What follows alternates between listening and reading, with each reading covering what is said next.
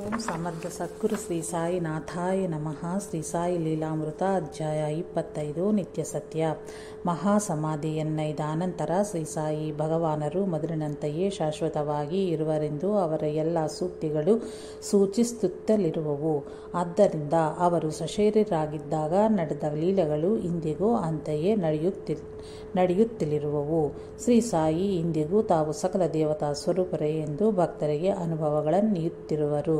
ಅವರು ನಿತ್ಯ ಸತ್ಯರು. ಶ್ರೀ ದತ್ತಾತ್ರೇಯ ಸ್ವಾಮಿ ಶಶಿಕಾಂತ ರಾಠ್ವೆ ಶ್ರೀ ಗುರುಚರಿತ್ರೆಯ ಪಾರಾಯಣ ಮತ್ತು ಗಾಣಗಾಪುರದ ದರ್ಶನವನ್ನು ಆಗಾಗ ಮಾಡುತ್ತಿದ್ದನು. 1953ರಲ್ಲಿ ಒಂದು ದಿನ ಕನಸಿನಲ್ಲಿ ಒಂದು ಬಿಳಿಯ ನಾಯಿ ಅವನನ್ನು ಒಂದು ದರ್ಗಾದ ಬಳಿಗೆ ಅಟ್ಟಿಸಿಕೊಂಡು ಬಂದಿತ್ತು. ಅಲ್ಲಿ ಹೆಗಲ ಮೇಲೆ ಹರಿದ ಜುಬ್ಬ, ತಲೆಗೆ ಸುತ್ತಿದ ಬಟ್ಟೆ, ಹಣೆಗೆ ಗಂಧವನ್ನು ಧರಿಸಿದ ಒಬ್ಬ ಮಹಾತ್ಮನು ಅವನನ್ನು ನೋಡಿ, ಅಲ್ಲಾಹ್ ಮಾಲಿಕ್, ನಿನಗಾಗಿ ಬಹಳ ಕಾಲ ಎದುರು ನೋಡಿ ನನ್ನ ಸೇವಕ ಅಬ್ದುಲ್ಲಾನನ್ನು ಕಳುಹಿಸಿದನು.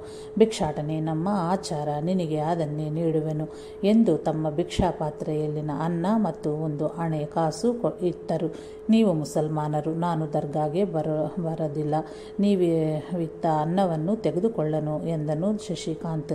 ಆಗ ಆ ಮಹಾತ್ಮರು, ನಾನು ಸಾಯಿಬಾಬಾ, ನನ್ನ ವೇಷವೆಂತಿದ್ದರೂ ನಾನು ನರಸಿಂಹ ಸರಸ್ವತಿ, ಬೇರೆಯಲ್ಲ, ಶಿರಡಿ ನನ್ನ ರಾಜ್ಯಕ್ಕೆ ಮುಖ್ಯ ಪಟ್ಟಣವು, ಇದು ದರ್ಗಾ ಅಲ್ಲ, ಹೋಗಿ ನೋಡು ಎಂದು ಅವನ ಕೈಯೊಳಗೆ ತಮ್ಮ ಮೃದುವಾದ ಕೈಯನ್ನು ಇರಿಸಿದರು.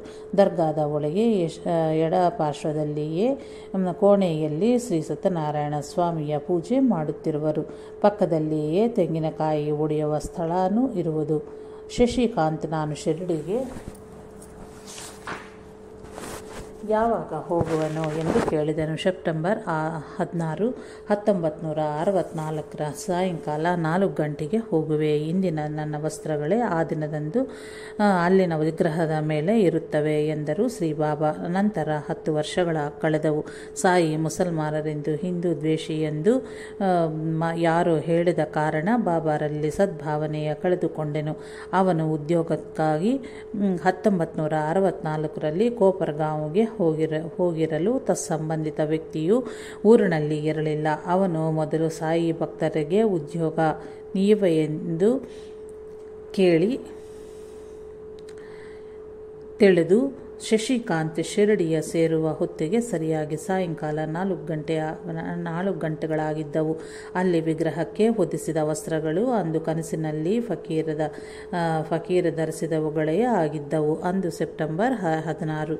ಶ್ರೀ ಸಾಯಿನಾಥರು ಹೇಳಿದ್ದಿದ್ದು ಅಕ್ಷರತಃ ಸತ್ಯವಾಯಿತು. ಆ ಉದ್ಯೋಗ ಅವನಿಗೆ ಲಭಿಸಿ ಕೋಪರ್ಗಾಂವ್ನಲ್ಲಿ ವೃತ್ತಿಗೈದ 3 ವರ್ಷಗಳಲ್ಲಿ ಅವನು ಆಗಾಗ ಶಿರಡಿ ಭೇಟಿ ನೀಡುತ್ತಿದ್ದನು. ಪಾಂಡುರಂಗ ಎಂಬ ದತ್ತಭಕ್ತನು ಬೀಡ್ ಬಳಿ ಗೋದಾವರಿ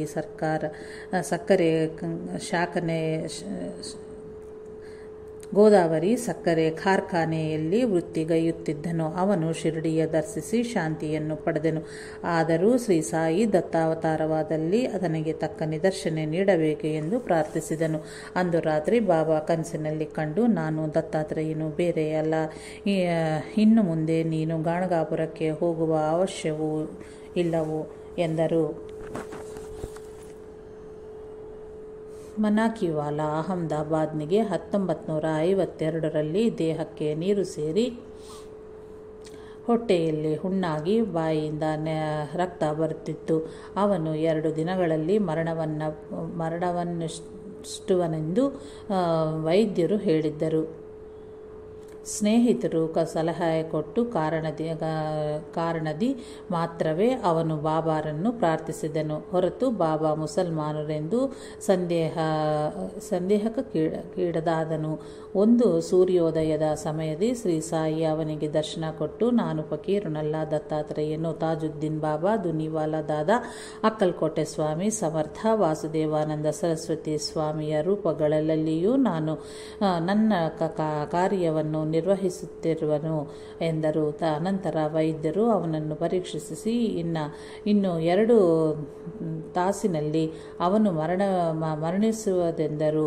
ಅವರು ನಿರ್ಗಮಿಸಿದ ತಕ್ಷಣವೇ ಅವನಿಗೆ ಮತ್ತು ಅವನ ತಾಯಿಗೆ ಒಂದು ವಿಶೇಷವಾದ ಬೆಳಕು, ಅದರ ಹಿಂದೆ ಬಾಬಾ ದರ್ಶನವಿತ್ತು. ಭಯವಿಲ್ಲ, ನನ್ನ ಭಯವಿಲ್ಲ, ನಿನ್ನ ಬಾಧೆಯನ್ನು ಹೋಗಲಾಡಿಸಿರುವನು, ನಿನ್ನ ಮಗನನ್ನು ಶಿರಡಿಗೆ ಕಳುಹಿಸು ಎಂದು ಹೇಳಿ ಹೊರಗೆ ಹೊರಟು ಹೋದರು. ಅವನ ಮಗನು ಸಣ್ಣ ಬಾಲಕನು. ರೋಗಿ ಮರಣವನ್ನಪ್ಪಿದಲ್ಲಿ ಅಂತ್ಯಕ್ರಿಯೆಗಳಿಗೆ ಅವನು ಇರಲೇಬೇಕಲ್ಲವೇ ಎಂದು ಭಾವಿಸಿದರು. ಶ್ರೀ ಸಾಯಿ ಹೇಳುವರೆಂದು ಅವನನ್ನು ಶಿರಡಿಗೆ ಕಳುಹಿಸಿದರು. ಅಂದು ಸಾಯಂಕಾಲ ಮತ್ತೆ ಶ್ರೀ ಸಾಯಿ ದರ್ಶನವಿತ್ತು. ನಾನು ನಿನ್ನ ಮಗನ ಹಿಂದೆಯೇ ಇರುವನು. ಅವನು ಕ್ಷೇಮವಾಗಿ ಶಿರಡಿ ತಲುಪದಂತೆ ನಾಳೆ ನಿನಗೆ ತಂತಿ ಬರುವುದು ಎಂದರು. ಅಂತೆಯೇ ಮರುದಿನ ತಂತಿ ಬಂದಿತ್ತು. ತಕ್ಷಣವೇ ರೋಗಿಗ ವಿರೇಚನ ಅಧಿಕವಾಗಿ ಅವನ ತೂಕವು 300 75 ಪೌಂಡುಗಳಿಗೆ ಕಡಿಮೆ ಆಯಿತು. ಕೆಲವು ತಿಂಗಳಲ್ಲಿಯೇ ಜ್ವರ ಕಮ್ಮಿಯಾಯಿತು. ಅನಂತರ ಆಗಸ್ಟ್ 23, 1954 ಶ್ರೀ ಬಾಬಾ ಅವನಿಗೆ ದರ್ಶನವಿತ್ತು. ಕೈಯಲ್ಲಿ ಸಟ್ಕಾವನ್ನು ಅತ್ತಿಂದಿತ್ತ ಆಡಿಸುತ್ತಲೇ, ನನ್ನ ಭಕ್ತರ ಎದುರು ನಾನೆಂದಿಗೂ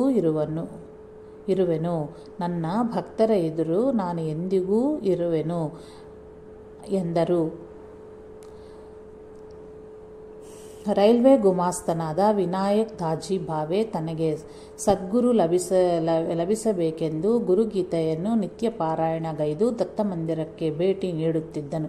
ಒಂದು ಗುರುವಾರ ಆ ಮಂದಿರದಳು ದತ್ತಮೂರ್ತಿಗೆ ಬದಲಾಗಿ ಯಾರೋ ಒಬ್ಬ ಮಹಾತ್ಮರ ಸಮಾಧಿ ದರ್ಶನವಾಯಿತು. ಮರುದಿನ ಸ್ನೇಹಿತರ ಮನೆಯೊಳ ಶ್ರೀ ಸಾಯಿ ಸಚ್ಚರಿತ್ರೆಯಲ್ಲಿ ಶ್ರೀ ಸಾಯಿನಾಥರ ಸಮಾಧಿಯ ಚಿತ್ರವನ್ನು ನೋಡಿ ಅದೇ ತನಗೆ ದರ್ಶನವಾಯುತ್ತದೆಂದು ಗುರುತಿಸಿ ಸಾಯಿನಾಥರನ್ನೇ ತನ್ನ ಗುರುವೆಂದು ಸೇವಿಸಲಾರಂಭಿಸಿದನು. ಆದರೆ ಮತ್ತೆ ಸಮಾಧಿ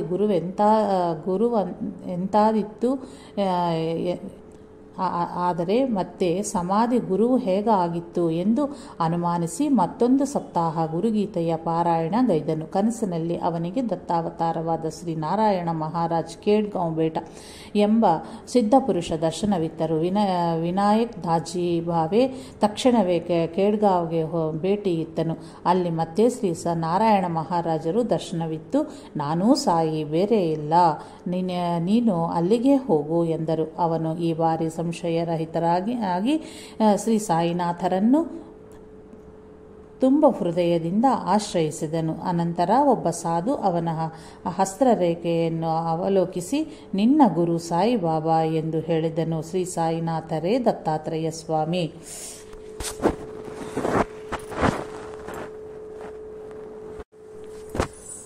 ಬದ್ರಿನಾಥ್. ವಿ. ಸುಂದರ್ 1926ರಲ್ಲಿ ಮುಂಬಯಿಯಳು ಶ್ರೀ ಸಾಯಿನಾಥರ ಬಗ್ಗೆ ಕೇಳಿ ಶಿರಡಿಯ ದರ್ಶನ ಬೇಕೆಂದುಕೊಂಡನಾದರೂ ಅವಕಾಶವಾಗಲಿಲ್ಲ. ಮಾರ್ಚ್ 1948ರಲ್ಲಿ ಒಬ್ಬ ಸ್ನೇಹಿತನೊಂದಿಗೆ ಬದ್ರಿನಾಥ್ಗೆ ಹೊರಟು ನಿಂತಾಗ ಆ ಸ್ನೇಹಿತನಿಗೆ ಟೆಲಿಗ್ರಾಮ್ ತಲುಪಿ ಅಕಸ್ಮಾತ್ತಾಗಿ ಅವನ ಯಾತ್ರೆ ರದ್ದಾಯಿತು. ಆ ಚಿಂತೆಯಲ್ಲಿ ನಿದ್ರೆಗೆ ಜಾರಿದಾಗ ಅಂದು ರಾತ್ರಿ ಅವನಿಗೊಂದು ಕನಸಾಯಿತು. ಅವನೊಂದು ಭಯಂಕರವಾದ ಅಡವಿಯೊಳಗಿಂದ ಬದ್ರಿನಾಥ್ಗೆ ನಡೆದುಕೊಂಡು ಹೋಗುತ್ತಿದ್ದನು. ಇದ್ದಕ್ಕಿದ್ದಂತೆ ಅವನಿಗೊಂದು ಹುಲಿ 10-12 ಅಡಿಗೆಗಳಷ್ಟು ಹೆಜ್ಜೆಲ್ಲ ದೂರದಲ್ಲಿ ಎದುರಾಯಿತು. ಅವನಿಗೊಂದು ಹುಲಿ 10-12 ಹೆಜ್ಜೆಗಳ ದೂರದಲ್ಲಿ ಎದುರಾಯಿತು. ಆಗ ಅವನು ಭಯಕಂಪಿತನಾಗಿ ಸಾಯಿ, ಬದ್ರಿನಾಥ್ ಎಂದು ನಾಮಸ್ಮರಣೆ ಮಾಡುತ್ತಿರಲು ಆ ಹುಲಿ ಅತ್ಯಂತ ಚಿಕ್ಕದಾಗಿ ಓಡಿಹೋಯಿತು. ಸಾಯಿ ಬೇರೆ, ಬದ್ರಿನಾಥರು ಬೇರೆ ಎಂದು ಭಾವಿಸಿದ್ದೀಯಾ? ಎರಡೆಲ್ಲ ಒಂದೇ. ಹೌದು. ಇದನ್ನು ತಿಳಿದುಕೊಂಡು ನನ್ನ ನಾಮವನ್ನು 500 ಬಾರಿ ಜಪಿಸು ಎಂದು ಹೇಳಿ ಅದೃಶ್ಯವಾದರು.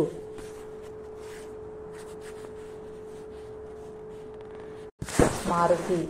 ಹೊಸ ದಿಲ್ಲಿಗೆ ಸೇರಿದ ಶರ್ಮಾ ಬಹಳ ವರ್ಷಗಳ ಹಿಂದೆ ಬಾಬಾರ ಪಟವನ್ನು ಕೊಂಡನಾದರೂ ಅದನ್ನು ಪೂಜಿಸಲಿಲ್ಲ. ತದನಂತರ ಆ ಕುಟುಂಬವು ಕಷ್ಟದೂಳಿರಲು ಅವನಿಗೆ ನನ್ನ ಪಟವನ್ನು ಪೂಜಿಸು, ಕಷ್ಟಗಳು ತೊಲಗುತ್ತೆ ಎಂದು ಕೇಳಿಸಿತು. ಬಾಬಾರ ಬಗ್ಗೆ ಏನೂ ಅರಿಯದಿದ್ದರೂ ಆಗನಿಂದ ಅವನು ಬಾಬಾರನ್ನು ಪೂಜಿಸುತ್ತಿದ್ದನು. ಆದರೆ ಅವನ ಹೆಂಡತಿಗೆ ಮಾತ್ರ ನಮ್ಮ ದೇವತೆಗಳನ್ನು ಅಗಲಿ ಆ ಫಕೀರ ಅನ್ನು ಪೂಜಿಸುವುದ ಇಷ್ಟಪಡದೆ ಹನುಮಂತನ್ನೇ ಪೂಜಿಸುತ್ತಿದ್ದಳು. ಒಂದು ರಾತ್ರಿ ಆಕೆಗೆ ಕನಸಿನಲ್ಲಿ ಹನುಮಂತನ ದರ್ಶನವಿತ್ತನಾದರೂ ಅವನ ಮುಖ ಮಾತ್ರ ಸಾಯಿನಾಥರದ್ದೇ ಆಗಿದ್ದಿತ್ತು. ಆಗನಿಂದ ಆಕೆಯಲ್ಲಿ ಬದಲಾವಣೆಗೆ ಉಂಟಾಗಿ ಶ್ರೀ ಸಾಯಿ ಲೀಲಾಮೃತ ಆಂಗ್ಲ ಮತ್ತು ಶ್ರೀ ಸಾಯಿ ಸಚ್ಚರಿತ್ರೆಯನ್ನು ಓದಲಾರಂಭಿಸಿದಳು.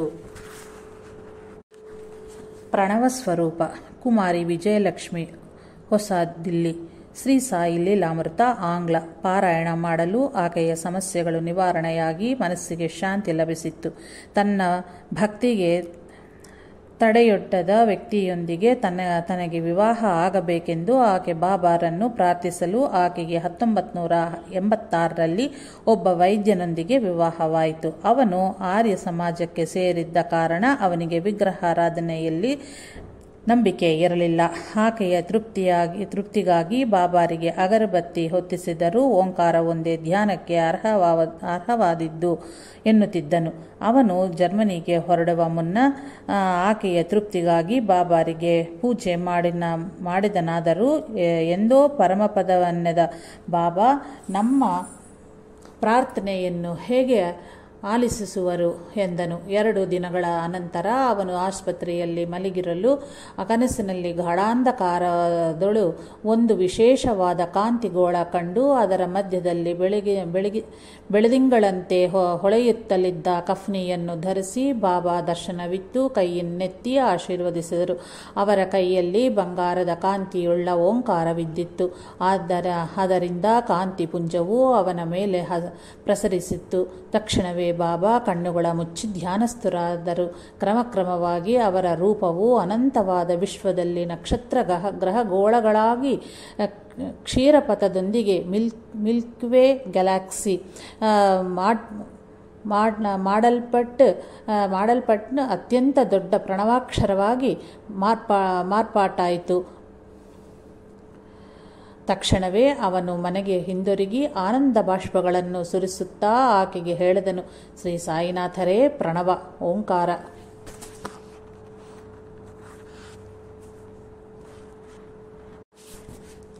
ನರಸಿಂಹದೇವ ತ್ರಿಕೂಟಂ ನಟರಾಜ್ ಬಾಬಾ ಕರ್ನೂಲ್ ಅವರಿಗೆ ಶ್ರೀ ಸಾಯಿನಾಥರನ್ನು ಹಿಂದೂ ದೇವತೆಗಳ ಅವತಾರವಾಗಿ ಭಾವಿಸುವುದು ಇಷ್ಟವಾಗುತ್ತಿರಲಿಲ್ಲ.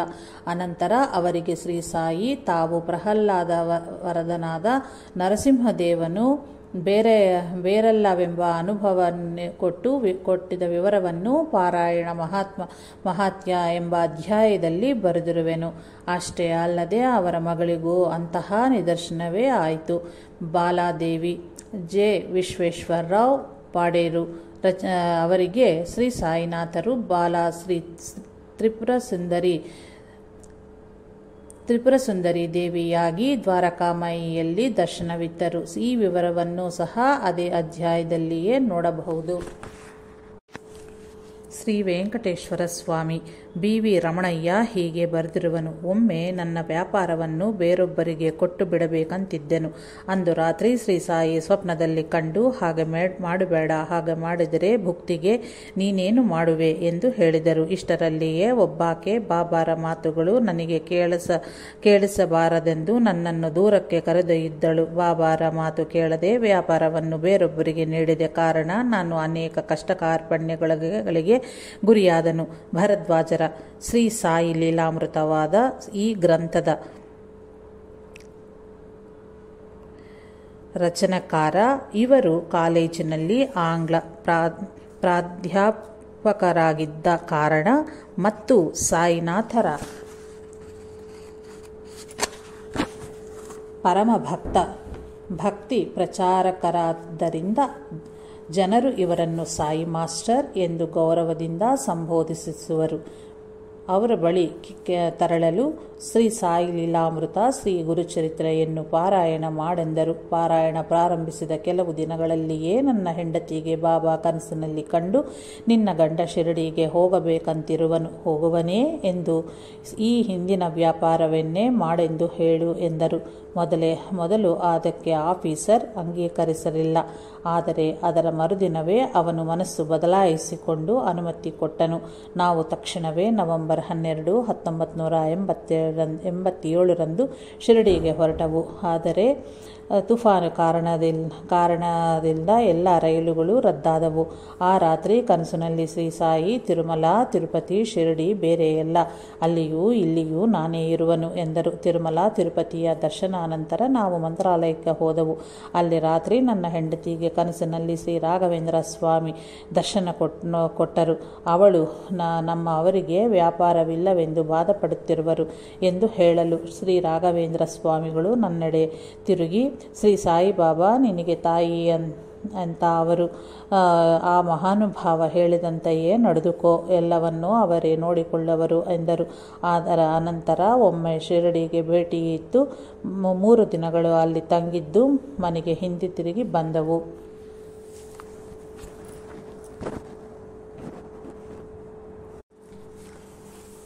ಸಾಧು ಸ್ವರೂಪ. ಮಹಾತ್ಮರೆಲ್ಲರೂ ತಮ್ಮ ರೂಪಗಳೇ ಎಂದು ಮುಮುಕ್ಷುಗಳಿಗೆ ಶ್ರೀ ಸಾಯಿ ಇಂದಿಗೂ ನಿದರ್ಶನ ನೀಡುತ್ತಿರುವರು. ಮೆಹರ್ ಬಾಬಾ ಹೇಳಿದಂತೆ ದತ್ತಾತ್ರೇಯ ಸ್ವಾಮಿಯಾಗಿರುವ ಅವರು ಮಹಾತ್ಮರುಗಳಲ್ಲಿಯೇ ಸಾಮ್ರಾಟ್. ಅವರನ್ನು ಪ್ರಾರ್ಥಿಸಿದಲ್ಲಿ ಯಾವ ಮಹಾತ್ಮರ ಆಶೀರ್ವಾದರಾದರೂ ಭಕ್ತರಿಗೆ ಲಭಿಸುತ್ತದೆ.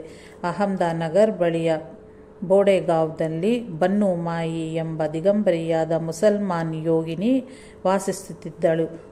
ತುಂಬ ಯೌವನದಲ್ಲಿಯೇ ಆಕೆ ದಿಗಂಬರಿಯಾಗಿ ಸಂಚರಿಸುತ್ತಿದ್ದಳು. ಆ ಜನರು ಆಕೆಯನ್ನು ಹುಚ್ಚಿ ಎಂದು ಬಗೆದರು. ನಾನಾ ಸಾಹೇಬ್ ಚಾಂದೋರ್ಕರ್ ಒಮ್ಮೆ ಬಾಬಾರ ಅನುಮತಿಯೊಂದಿಗೆ ಆ ಮಹಾತ್ಮಳ ದರ್ಶನಾರ್ಥಕ್ಕಾಗಿ ಹೊರಟನು. ಬಹಳ ಹೊತ್ತು ಆಕೆ ಕಾಣಿಸಲಿಲ್ಲ. ಶ್ರೀ ಸಾಯಿನಾಥರನ್ನು ಅವನು ಪ್ರಾರ್ಥಿಸಿದ ಸ್ವಲ್ಪ ಹೊತ್ತಿನಲ್ಲಿಯೇ ಆಕೆ ಚಾಂದೋರ್ಕರ್ಗೆ ಆಕೆ ಎದುರು ಬಂದಳು. ನಾನಾ ಆ ಮಹಾತ್ಮಳಿಗೆ ನಮಸ್ಕರಿಸಿ ಅವಳ ಪಾದಗಳಿಗೆ ಚುಚ್ಚಿದ್ದ ಮುಳ್ಳುಗಳನ್ನು ತೆಗೆದನು. ಆಕೆ ತಕ್ಷಣವೇ ಹೊರಟು ಹೋದಳು. ಆಕೆ ಸ್ನಾನ ಮಾಡಿ ತಾನು ಸಮರ್ಪಿಸಿದ ವಸ್ತ್ರ ಆಭರಣಗಳನ್ನು ಧರಿಸಿ ತನ್ನ ಗುಡಾರದಲ್ಲಿ ನೈವೇದ್ಯ ಸ್ವೀಕರಿಸಬೇಕೆಂದು ನಾನಾ ಚಾಂದೋರ್ಕರ್ ಮತ್ತೆ ಬಾಬಾರನ್ನು ಪ್ರಾರ್ಥಿಸಿದನು. ಕೆಲ ಹೊತ್ತಿನಲ್ಲಿಯೇ ಆಕೆ ಹಿಂದಿರುಗಿ ಬಂದು ಅಂತೆಯೇ ಮಾಡಿದಳು. ಮರುದಿನ ಬೆಳಿಗ್ಗೆ ಆಕೆಯ ದರ್ಶನಕ್ಕಾಗಿ ಬಾಬಾರನ್ನು ಪ್ರಾರ್ಥಿಸಲು ಆಕೆ 3ನೆಯ ಬಾರಿ ದರ್ಶನ ಕೊಟ್ಟಳು. ಶ್ರೀ ಸಾಯಿನಾಥರ ಅಮೋಘ ಕೃಪೆಯಿಂದ ಅವನು ಯಾವ ರೀತಿಯ ಮನೋವಿಕಾರವನ್ನು ಹೊಂದದೆ ಆಕೆಗೆ ನಮಸ್ಕರಿಸಿ ಹಿಂದಿರುಗಲು ಅನುಮತಿ ಪಡೆದನು.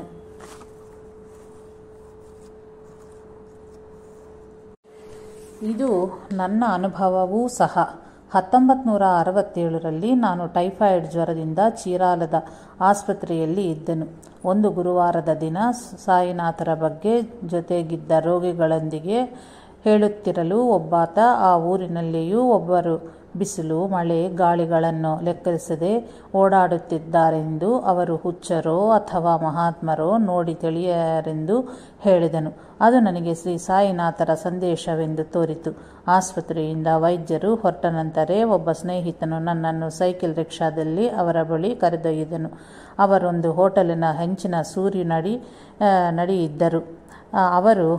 ಅವರ ಬಟ್ಟೆಗಳು ಹರಿದಿದ್ದವು, ತಲೆ ಕೂದಲು ಜಡೆ ಕಟ್ಟಿ ಇದ್ದವು, ಬಲಗಾಲು ಆನೆ ಕಾಲು ರೋಗದಿಂದ ಊದಿತ್ತು. ಸಿಗರೆಟ್ ಸೇದುತ್ತಾ ಮತಿಯಿಲ್ಲದವರಂತೆ ನಿರ್ವಿಕಾರದಿ ನೋಡುತ್ತಲಿರುವರು. ನಾನೆಷ್ಟು ಬಾರಿ ನಮಸ್ಕರಿಸಿದರೂ ಅವರು ಹಚ್ಚಿಕೊಳ್ಳಲಿಲ್ಲ. ಆದರೆ ಅವರ ಸನ್ನಿಧಿಯಲ್ಲಿ ನನ್ನ ಮನಸ್ಸು ಅತ್ಯಂತ ಪ್ರಶಾಂತವಾಯಿತು. ಅವರು ಅವಧೂತರಾಗಿದ್ದರು. ಯಾರ ಸನ್ನಿಧಿಯಲ್ಲಿ ಚಿತ್ತ ಶಾಂತಗೊಳ್ಳುವುದೋ ಅವರು ಜ್ಞಾನಿಗಳೆಂದು ರಮಣ ಮಹರ್ಷಿ ಹೇಳಿರುವರು. ಮರುದಿನ ಅವರನ್ನು ನಾನೊಬ್ಬನೇ ದರ್ಶಿಸಿದನು. ಅಂದು ಮತ್ತೆ ನಿರ್ಲಿಪ್ತತೆ. ಸಕಲ ಸಾಧುಗಳ ಸ್ವರೂಪಿಯೂ ತಾವೇ ಆದ ಶ್ರೀ ಸಾಯಿನಾಥರನ್ನು 100 ಬಾರಿ ಸ್ಮರಿಸುವಷ್ಟರಲ್ಲಿಯೇ ನಾನು ಕೇಳದೆಯೇ ಅವರು ಪ್ರಸಾದ ನೀಡಬೇಕು ಎಂದು ಬಾಬಾರನ್ನು ಪ್ರಾರ್ಥಿಸಿದನು. ಸುಮಾರು 40 ಬಾರಿ ಸ್ಮರಿಸುವಷ್ಟರಲ್ಲಿಯೇ ಅವರು ನನಗೊಂದು ಸಿಗರೆಟ್ ಮತ್ತು ಬೆಂಕಿ ಪಟ್ಟಣ ಕೊಟ್ಟು ಸೇದಂದರು. ನನಗೆ ಅಭ್ಯಾಸವಿಲ್ಲವೆಂದು ಹೇಳಹೊಂದೆನು. ಆದರೆ ಅದು ಶ್ರೀ ಸಾಯಿ ನನ್ನ ವಿಶ್ವಾಸಕ್ಕೆ ಇರಿಸಿದ ಪರೀಕ್ಷೆ ಎಂದು ತಿಳಿದು ಆ ಸಿಗರೆಟ್ಟನ್ನು ಸೇದಿದನು. ತಕ್ಷಣವೇ ಮತ್ತೊಂದು ಕೊಟ್ಟು ಸೇದಂದರು. ಇಷ್ಟರಲ್ಲಿ ಹೋಟೆಲಿನ ಸರ್ವರ್ನ ಒಂದಿಗೆ ನನಗೆ ಇಡ್ಲಿ ಚಟ್ನಿ ಪುಡಿಯನ್ನು ತಾ ಅಂದರು. ಅವನು ತಂದನು. ಆದರೆ ನನಗೆ ಜ್ವರವೆಂದು ತೆಗೆದುಕೊಳ್ಳಲಿಲ್ಲ. ಅವನು ಅದನ್ನು ಆ ಸ್ವಾಮಿಯ ಕೈಗೆ ಕೊಟ್ಟನು. ಅವರು ಕೆಲ ಕ್ಷಣಕಾಲ ಅದನ್ನು ನೋಡಿ ನನಗೆ ಕೊಟ್ಟು ತಿನ್ನೆಂದರು. ಅದು ಮತ್ತೊಂದು ಪರೀಕ್ಷೆ ಎಂದು ತಿಳಿದು ತಿಂದೆನು. ಅನಂತರ ದೋಸೆ ಉಪ್ಪಿಟ್ಟುಗಳನ್ನು ತರಿಸಿ ತಿನ್ನಿಸಿ ಹಾಲು ಕಾಫಿಯನ್ನು ಕುಡಿಸಿದರು. ಇನ್ನು ಕೆಲ ಹೊತ್ತಿನಲ್ಲಿಯೇ ವೈದ್ಯರು ಆಸ್ಪತ್ರೆಗೆ ಬರುವಲ್ಲರವೇ ಎಂದು ಭಾವಿಸುತ್ತಿದ್ದಂತೆಯೇ ಆ ಸ್ವಾಮಿ ನನ್ನನ್ನು ಹೋಗಿ ಬಾ ಅಂದರು. ಅಂದಿನಿಂದ ನನಗೆ ಜ್ವರವೇ ಇಲ್ಲವು. ಹೀಗೆಯೇ ಶ್ರೀ ಸಾಯಿ ನನಗೆ ಶ್ರೀ ಪಾಕಲಪಾಟಿ ಗುರುವರಿಯರು, ಶ್ರೀ ಅವಧೂತ ವೆಂಕಯ್ಯ ಸ್ವಾಮಿ ಎಂಬ ಮಹಾತ್ಮರ ಆಶೀರ್ವಾದಗಳನ್ನು ಎಂತು ಲಭಿಸುವಂತೆ ಮಾಡಿದರೋ ಎಂಬುದ ಅವರ ಚರಿತ್ರೆಯಲ್ಲಿ ಬರೆದಿರುವೆನು.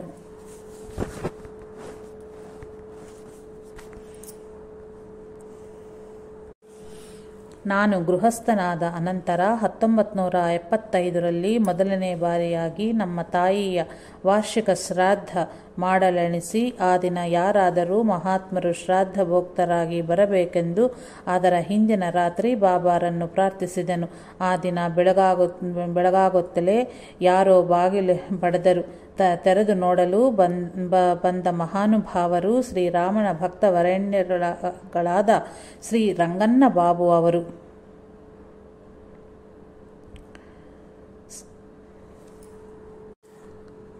ಅವರೊಂದಿಗೆ ಕೆಲವು ಸಾಯಿ ಭಕ್ತರು ಬಂದರು. ಅಂದು ಅವರೇ ಶ್ರಾದ್ದ ಭೋಕ್ತರು.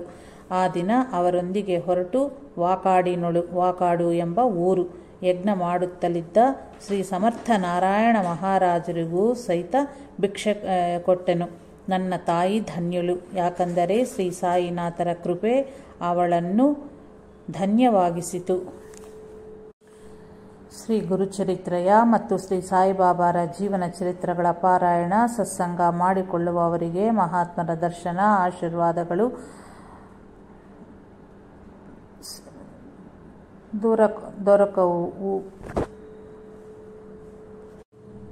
ಆಶೀರ್ವಾದಗಳು ಸಿಗುತ್ತವೆ. ಚಿರಂಜೀವಿ ವಿಜಯಕುಮಾರ್ ಹೀಗೆ ಬರೆಯುತ್ತಿರುವನು. ಮೊದಲು ನಾನು ನನ್ನ ಹೆಂಡತಿ ಪರಾಡ್ ಸಿಂಗ್ ಆದ ಅವಧೂತ ಅನಸೂಯ ಮಾತೆಯನ್ನು ದರ್ಶಿಸಿದೆವು. ಅವರು ನಮ್ಮನ್ನು ನೋಡುತ್ತಿದ್ದಂತೆಯೇ ಸಾಯಿ ಸಾಯಿ ಎಂದರು.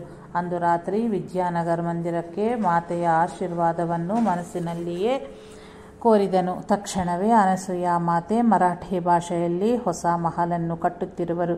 ಅಲ್ಲಿ ಮಕ್ಕಳು ಭಜನೆ ಮಾಡುವರು ಎಂದರು. ನನಗೆ ಗುರುಭಕ್ತಿ ವಿಶ್ವಾಸ ದೃಢಗೊಳ್ಳಬೇಕೆಂದು ಮನಸ್ಸಿನಲ್ಲಿಯೇ ಕೋರಿಕೊಂಡ ತಕ್ಷಣವೇ ಅಮ್ಮ ಅವಧೂತನಾಗುವನು ಎಂದರು. ನನ್ನ ಹೆಂಡತಿ ಆಚಾರ್ಯ ಭರದ್ವಾಜರ ಮತ್ತು ಶ್ರೀ ಸಾಯಿನಾಥರ ಕಟ್ಟಿಸಿದ ಚಿತ್ರಪಟಗಳನ್ನು ತೋರಿಸಿರಲು ಅನಸೂಯ ಮಾತೆ ಆ ಪಟಗಳನ್ನು ತೆಗೆದುಕೊಂಡು ತಮ್ಮ ಮಡಿಯಲ್ಲಿ ಇರಿಸಿಕೊಂಡು ಎಷ್ಟು ಹೊತ್ತಾದರೂ ಹಿಂದೆ ತಿರುಗಿ ಕೊಡಲಿಲ್ಲ. ನಾನು ಶ್ರೀ ಸಾಯಿ ಲೀಲಾಮೃತ ಗ್ರಂಥವನ್ನು ನೀಡಿದಾಗ ಅದನ್ನು ಪದೇ ಪದೇ ತಿರುವ ಹಾಕಿ ಚಿತ್ರಪಟಗಳೊಂದಿಗೆ ಗ್ರಂಥವನ್ನು ಮಡಿಯಲ್ಲಿ ಇರಿಸಿಕೊಂಡರು. ನನಗೆ ಧ್ಯಾನವನ್ನು ಪ್ರಸಾದಿಸರೆಂದು ಮನಸ್ಸಿನಲ್ಲಿಯೇ ಹೇಳಿಕೊಳ್ಳುತ್ತಂತೆಯೇ ನಿನಗೆ ಆ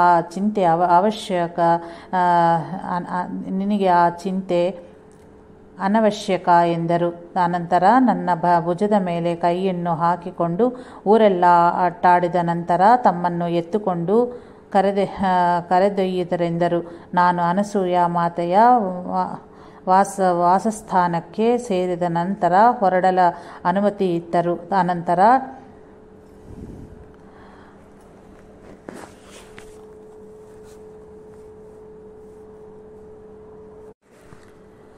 ಆನಂತರ ಠಾಕಲ್ ಘಾಟ್ನ ಶ್ರೀ ಯುಕ್ತ ಬಾಬಾ, ಮೂರ್ತಿಜಾಪುರದಲ್ಲಿ ಶ್ರೀ ಪುಂಡಲೀಕ ಮಹಾರಾಜರನ್ನು ದರ್ಶಿಸಿ ಶಿರಡಿ ಸೇರಿದೆವು. ಅಲ್ಲಿ ಅವಧೂತ ಶ್ರೀ ಓತೆ ಬಾಬಾ, 3 ದಿನಗಳ ಕಾಲ ಇಂದ ಭಿಕ್ಷಾ ನಮ್ಮ ಕಡೆಯಿಂದ ಭಿಕ್ಷನ್ನು ಸ್ವೀಕರಿಸಿ ಪಾದವನ್ನು ಒತ್ತಿಸಿಕೊಂಡರು. ಬೇರೊಬ್ಬರು ಕಾಲು ಒತ್ತಲು ಮುಂದೆ ಬರಲು ಅಂಗೀಕರಿಸಲಿಲ್ಲ. ಅನಂತರ ನೀವಿಬ್ಬರು ನನ್ನವರು ಎಂದು ನಮ್ಮಿಬ್ಬರ ಕೈಗಳನ್ನು ತಮ್ಮ ತಲೆಯ ಮೇಲೆ ಇರಿಸಿಕೊಂಡರು. ಅನಂತರ ಶ್ರೀ ಗಜಾನನ್ ಮಹಾರಾಜ್ ಅಕ್ಕಲ್ಕೋಟ್ ವಿದ್ಯಾನಗರ್ ಮಂದಿರಕ್ಕೂ ನಮಗೂ ಆಶೀರ್ವಾದಗಳನ್ನು ಕೊಟ್ಟರು. ಸತ್ಸಂಗ ಬಂಧುವಾದ ಜಿ. ಶ್ರೀನಿವಾಸ್ ರೆಡ್ಡಿ ಮೆಟ್ಟು ಯು ಸಹ 1979ರಲ್ಲಿ ಅನಸೂಯ ಮಾತೆಯನ್ನು ದರ್ಶಿಸಿದನು. ಆಗ ಅವರು ವಸ್ತ್ರ ಹೊದ್ದುಕೊಂಡು ನಿದ್ರೆ ಮಾಡುತ್ತಲಿದ್ದರು.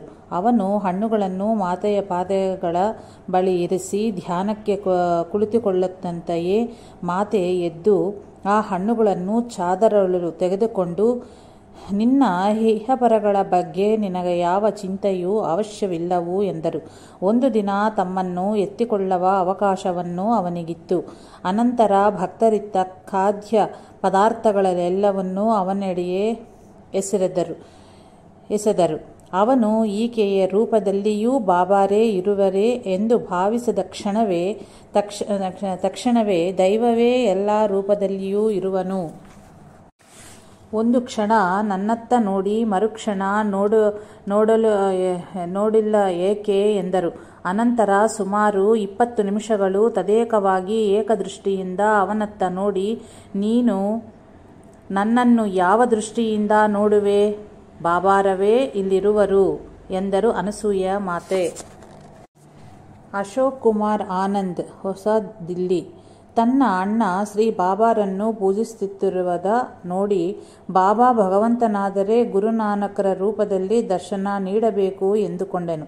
ಅದನಂತರ ಅವನಿಗೊಂದು ಕನಸಾಯಿತು. ಒಂದು ಅಡವಿಯಲ್ಲಿ ಅವನು ಮತ್ತು ಬಾಬಾ ಇದ್ದರು. ಅವನು ತನ್ನ ಕೋರಿಕೆಯನ್ನು ತಿಳಿಸುತ್ತಿದ್ದಂತೆಯೇ ಬಾಬಾ ಅನೇಕ ಬಗೆಯ ಸೈಗಗಳನ್ನು ಮಾಡಿ ಅವನನ್ನು ಒಂದು ಕುಟೀರದಲ್ಲಿ ಕರೆದೊಯ್ದು ಕೂರಿಸಿ, ಅವರು ಮತ್ತೊಂದು ಕೋಣೆಯೊಳಗೆ ಹೋಗಿ ಮತ್ತೆ ಹೊರ ಬರಲಿಲ್ಲ.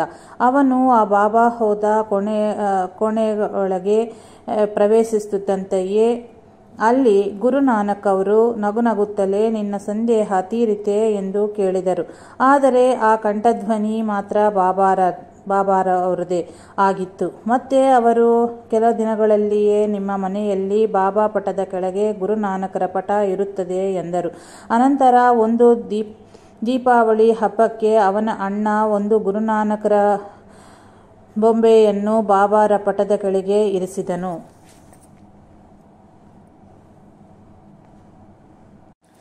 ವಿ. ಆದಿನಾರಾಯಣ ರೆಡ್ಡಿ ಅವನ ತಾಯಿಯನ್ನು ಅನುಸರಿಸಿ ಶ್ರೀ ವೆಂಕಯ್ಯಸ್ವಾಮಿ ಗೊಲಗಮುಡಿಯನ್ನು ಸೇವಿಸುತ್ತಿರುವನು. ಅವನಿಂತು ಬರೆದಿರುವನು. ನಾನು ಶ್ರೀ ಸಾಯಿ ಲೀಲಾಮೃತವನ್ನು ಓದಿದಾಗಿಂದಲೂ ಸಾಯಿ ನಾಮವನ್ನು ಸ್ಮರಿಸುವುದು ಅಭ್ಯಾಸವಾಯಿತು. ವೆಂಕಯ್ಯಸ್ವಾಮಿ ಭಕ್ತನಾದ ನಾನು ಹಾಗೆ ಮಾಡಬಾರದೆ ಏನೋ ಎಂದು ಭಾವಿಸಿದನು. ಒಮ್ಮೆ ರಾತ್ರಿಯ ಕನಸಿನಲ್ಲಿ ಶ್ರೀ ವೆಂಕಯ್ಯಸ್ವಾಮಿ ದರ್ಶನವಿತ್ತು. ಯಾವ ನಾಮವಾದರೂ ಒಂದೇ ಅಯ್ಯ ಎಂದರು. ಹಾಗೆಯೇ ವೈದ್ಯುಲ ಸುಧಾಕರ್ ನೆಲ್ಲೂರ್ ತಮ್ಮನಿಗೆ ಅವರ ಅಕ್ಕನ ಮಗಳನ್ನ ಕೊಟ್ಟು ವಿವಾಹ ನೆರವೇರಿಸಳೆ ಅನಿಸಿದರು. ಆದರೆ ವರ ಒಪ್ಪಲಿಲ್ಲ. ಆ ವಿವಾಹ ನಡೆದರೆ ಶ್ರೀ ವೆಂಕಯ್ಯಸ್ವಾಮಿಯ ಸಮಾಧಿಯ ಬಳಿ ಹೊಸ ದಂಪತಿಗಳನ್ನು ನಿದ್ರೆ ಮಾಡಿಸುವೆಂದು ಹರಕೆ ಹೊತ್ತರು. ತಿಂಗಳು ಒಳಗೆ ಅವರ ತಮ್ಮ ಒಪ್ಪಿಕೊಂಡನು. ವಿವಾಹ ನೆರವೇರುತ್ತಲೇ ದಂಪತಿಗಳು ಗೊಲಗಮುಡಿಯ ಆಶ್ರಮದೊಳು ನಿದ್ರೆಗೈದರು. ಅಂದು ರಾತ್ರಿ ನವವಧುವಿನ ಕನಸಿನಲ್ಲಿ ಶ್ರೀ ಸಾಯಿನಾಥರು ಕಂಡು, ನಿನಗೆ ಮದುವೆ ಆಯಿತಲ್ಲವೇ, ಸತ್ಯನಾರಾಯಣ ಸ್ವಾಮಿ ವ್ರತ ಮಾಡು ಎಂದರು. ನಮ್ಮ ಮನೆ ಸಣ್ಣದು, ದೊಡ್ಡ ಮನೆ ಕಟ್ಟಿಸಿಕೊಡು, ಮಾಡುವೆ ಎಂದಳಾಕೆ. ಆಗ ಬಾಬಾ ಅವಳಿಗೆ ಶ್ರೀ ವೆಂಕಯ್ಯಸ್ವಾಮಿ ಭಕ್ತರಿಗೆ ನೀಡುವ ದಾರವನ್ನು ಕೊಟ್ಟು ಕೊರಳಲ್ಲಿ ಧರಿಸು ಎಂದರು. ನಿದ್ರೆಯಿಂದ ಅವಳು ಏಳುವ ಹೊತ್ತಿಗೆ ಆಕೆಯ ಹಾಸಿಗೆಯ ಮೇಲೆ ಶ್ರೀ ಸಾಯಿ ಇತ್ತ ಪ್ರಸಾದದ ದಾರವಿದ್ದಿತ್ತು. ಶ್ರೀ ವೆಂಕಯ್ಯಸ್ವಾಮಿಯು ದತ್ತಾವತಾರವಾದ ಶ್ರೀ ಸಾಯಿನಾಥರ ರೂಪವೇ ಹೌದು.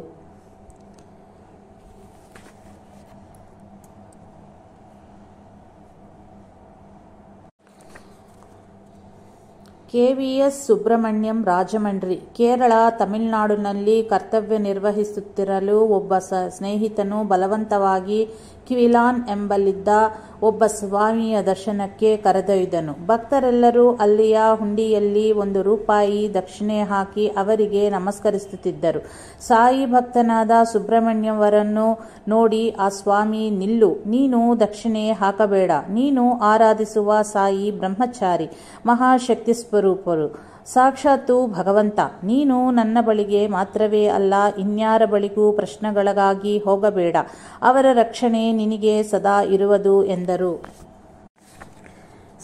ಶ್ರೀಮತಿ ಶೋಭಾ ಶರ್ಮಾ, ಹೊಸದಿಲ್ಲಿ ಹೀಗೆ ಬರೆದಿರುವರು. ಒಮ್ಮೆ ನನಗೆ ತೀವ್ರವಾದ ಜ್ವರ ಬಂದಾಗ ಹರಿಹರ ಮಹಾರಾಜ್ ಎಂಬ ಮಹಾತ್ಮರು ನನಗೆ ಆಯುರ್ವೇದದ ಔಷಧ ಇತ್ತು ಯೋಗಾಸನಗಳನ್ನು ಮಾಡಲು ಹೇಳಿದರು. ಅವಳೊಂದಿಗೆ ವಾರದಲ್ಲಿಯೇ ಸುಧಾರಿಸಿಕೊಂಡೆನು. ಅನಂತರ ಒಂದು ದಿನ ನಮ್ಮ ಮನೆಯವರಿಗೆ ಧ್ಯಾನದಲ್ಲಿ ಬಾಬಾ ದರ್ಶನವಿತ್ತು. ನನ್ನ ಅನುಗ್ರಹವು ಆ ಮಹಾತ್ಮನ ಮೂಲಕ ನಿಮಗೆ ಪ್ರಕಟಗೊಳ್ಳುತ್ತಿರುವುದು ಎಂದರು. ಅನಂತರ ನಮ್ಮ ಅವರು ಹರಿಹರ ಮಹಾರಾಜರನ್ನು ಭೇಟಿಯಾದಾಗ ಅವರು ಪ್ರಸಂಗವಶಾತ್, ಶ್ರೀ ಸಾಯಿ ಶ್ರೇಷ್ಠರಲ್ಲಿ ಶ್ರೇಷ್ಠ ಮಹಾತ್ಮರು, ನಾನು ಶಿರಡಿಯ ದರ್ಶಿಸಬೇಕೆಂದ ಇರುವೆನು ಎಂದರು. ನನಗೆ ಮತ್ತೊಮ್ಮೆ ಅಪಾಯಕರವಾದ ಜ್ವರ ಬಂದಾಗ ನಮ್ಮ ಅವರು ಬಾಬಾರನ್ನು ಪ್ರಾರ್ಥಿಸುತ್ತಿರಲು ಒಂದು ದೃಶ್ಯ ಕಂಡಿತು. ನಮ್ಮ ಕೋಣೆಯ ಬಾಗಿಲ ಬಳಿ ಕಮಂಡಲು ಜಪಮಾಲೆ ಧರಿಸಿದ ಮಹಾತ್ಮ ನಿಂತಿರುವರು. ಅವರೊಂದಿಗಿದ್ದ ಶಿಷ್ಯರು ಹೊರಡು ಹೋಗೋಣ ಎಂದು ಅವಸರ ಮಾಡುತ್ತಿದ್ದರು. ಅವರು, ನಿಲ್ಲು, ಇಲ್ಲೊಬ್ಬ ಭಕ್ತನು ಆಪತ್ತಿನಲ್ಲಿ ಇರುವನು ಎಂದರು. 3ನೆಯ ದಿನ ಹರಿಹರ ಮಹಾರಾಜರು ತಾವಾಗಿ ನಮ್ಮ ಮನೆಗೆ ಆಗಮಿಸಿ ನನಗೆ ಚಿಕಿತ್ಸೆಯ ಕ್ರಮವನ್ನು ತಿಳಿಸಿಕೊಟ್ಟರು. ಆದ್ದರಿಂದ ನನ್ನ ವ್ಯಾಧಿ ಶೀಘ್ರದಲ್ಲೇ ಕಡಿಮೆಯಾಗಿ ಸ್ವಸ್ಥಳಾದನು.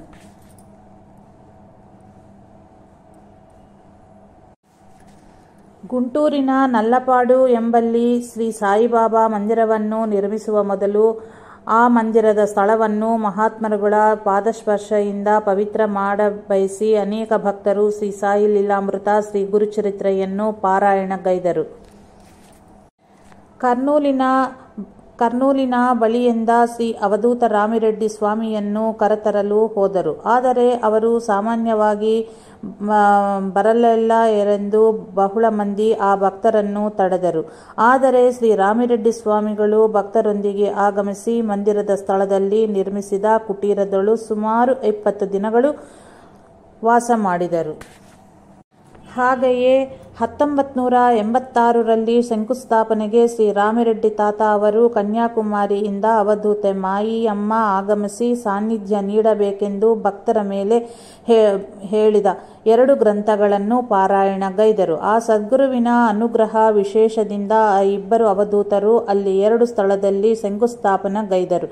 2 ಅವಧೂತರು ಒಂದೇ ಮಹಾತ್ಮರಾದಿ ಒಂದೆಡೆ ಸೇರುವುದು ಅತ್ಯಂತ ಅಪರೂಪವೇ ಸರಿ. ಅನಂತರ ನಾನು ಗ್ರಂಥಕರ್ತ ಶ್ರೀ ರಾಮಿರೆಡ್ಡಿ ತಾತರವರನ್ನು ಈ ಶಾಲೆ ಯಾರದ್ದು ಎಂದು ಕೇಳಿದೆನು. ಅವರು ಸಂತೋಷದಿಂದ ನಮ್ಮ ತಂದೆಯವರದಲ್ಲವೇ, ಸಾಯಿಬಾಬಾದಲ್ಲವೇ ಎಂದರು. ಬಹಳ ಕಾಲದಿಂದ ನಿರಂತರ ಶ್ರೀ ಸಾಯಿನಾಥರ ಬಗ್ಗೆ ಬರೆಯುವುದು, ಓದುವುದು, ಹೇಳುವುದು, ಹೀಗೆ ಶ್ರೀ ಸಾಯಿನಾಥರನ್ನು ಸತತ ಸ್ಮರಿಸುತ್ತಿದ್ದರಿಂದ ಮೊದಲು ರಾಮಿರೆಡ್ಡಿ ತಾತ ಅವರು ಗುಂಟೂರಿಗೆ ಭೇಟಿ ಇದ್ದಾಗ ಒಂಗೋಲಿನ ನಮ್ಮ ಮನೆಗೆ ಆಗಮಿಸಿ ಕೆಲ ಗಂಟೆಗಳ ಕಾಲ ಸಾನ್ನಿಧ್ಯವಿತ್ತು ನಮ್ಮೊಂದಿಗೆ ಗೊಲಗಮುಡಿಗೆ ಬಂದರು. ದಾರಿಯಲ್ಲಿ ಒಬ್ಬರು, ತಾತ ದತ್ತಸ್ವಾಮಿ ಎಲ್ಲಿರುವರು ಎಂದು ಕೇಳಲು ತಾತನವರು, ಈಗ ನಾವು ಭೇಟಿಯಿತ್ತ ಮನೆಯಲ್ಲೇ ಇರುವರು ಎಂದರು. ನನ್ನ ಸೇವೆಯಿಂದ ದತ್ತಸ್ವಾಮಿಯಾದ ಶ್ರೀ ಸಾಯಿನಾಥರು ಸುಪ್ರೀತರಾಗಿ ನಮ್ಮ ಮನೆಯಲ್ಲಿಯೇ ಇರುವುದೆಂದು ತಿಳಿದು ಅತ್ಯಂತ ಸಂತೋಷಗೊಂಡೆನು. ಹಾಗೆಯೇ ಮಾಯಿ ಅಮ್ಮನವರು ಗುಂಟೂರಿಗೆ ಕರೆದೊಯ್ಯುತ್ತಲಿರಲು ಆ ವ್ಯಾನು ನಮ್ಮ ಮನೆಯ ಮುಂದೆ ನಿಂತಿತು. ಅಷ್ಟು ದೀರ್ಘ ಅವಧಿಯ ಪ್ರಯಾಣದಿಂದ ಅತ್ಯಂತ ವೃದ್ಧಳಾದ ಮಾಯಿಯಮ್ಮ ಅತ್ಯಂತವಾಗಿ ಬಳಲಿದ್ದಾರೆಂದು ತಿಳಿದು ಸಾಧ್ಯವಾದಷ್ಟು ಬೇಗ ಗುಂಟೂರಿಗೆ ಕಳುಹಿಸಿಕೊಡಬೇಕೆಂದುಕೊಂಡನೆ. ಆದರೂ ಮನಸ್ಸಿನಲ್ಲಿ ಮಾತ್ರ ಅವರು ಮನೆಗೆ ಬರಬೇಕೆಂದು ಭಾವಿಸಿದ್ದನು. ವ್ಯಾನಿನಲ್ಲಿಯೇ ಭಜನೆ, ಆರತಿ, ನೈವೇದ್ಯಗಳಾದ ಅನಂತರ ಅಮ್ಮ ಬಹಿರ್ದೇಶಗಂತ ಹೊರಕ್ಕ ಹೋಗಬೇಕಂತ ಕಾರಣದಿಂದ ವ್ಯಾನಿನಿಂದ ಇಳಿದು ನಮ್ಮ ಮನೆಯ ವರಂಡಾದಲ್ಲಿ ಸುಮಾರು 1 ತಾಸು ಕುಳಿತಿದ್ದು ನಂತರ ಹೊರಟರು. ಇದು ಸತ್ಸಂಗದ ಮತ್ತು ಪಾರಾಯಣದ ಫಲವೇ ಹೌದು. ಗುಂಟೂರಿಗೆ ಹೋಗುವ ದಾರಿಯಲ್ಲಿ ಮಾಯಿಯಮ್ಮ ಅನೇಕ ಬಾರಿ ಸಾಯಿಬಾಬಾ ಎಂದು ಸ್ಪಷ್ಟವಾಗಿ ಹೇಳಿದರಂತೆ. ಹಿಂಪ್ರಯಾಣದಲ್ಲಿ ಶ್ರೀ ಸೀತಾರಾಮಯ್ಯನವರು ಶಿರಡಿಯಿಂದ ತಂದಿದ್ದ ಶ್ರೀ ಸಾಯಿನಾಥರ ಶೇಷವಸ್ತ್ರವೊಂದನ್ನು ಅಮ್ಮನವರ ಪಾದಸ್ಪರ್ಶವನ್ನು ಕೋರಿ ಅಮ್ಮನವರ ಪಾದಗಳ ಮೇಲೆ ಇರಿಸಿದರು.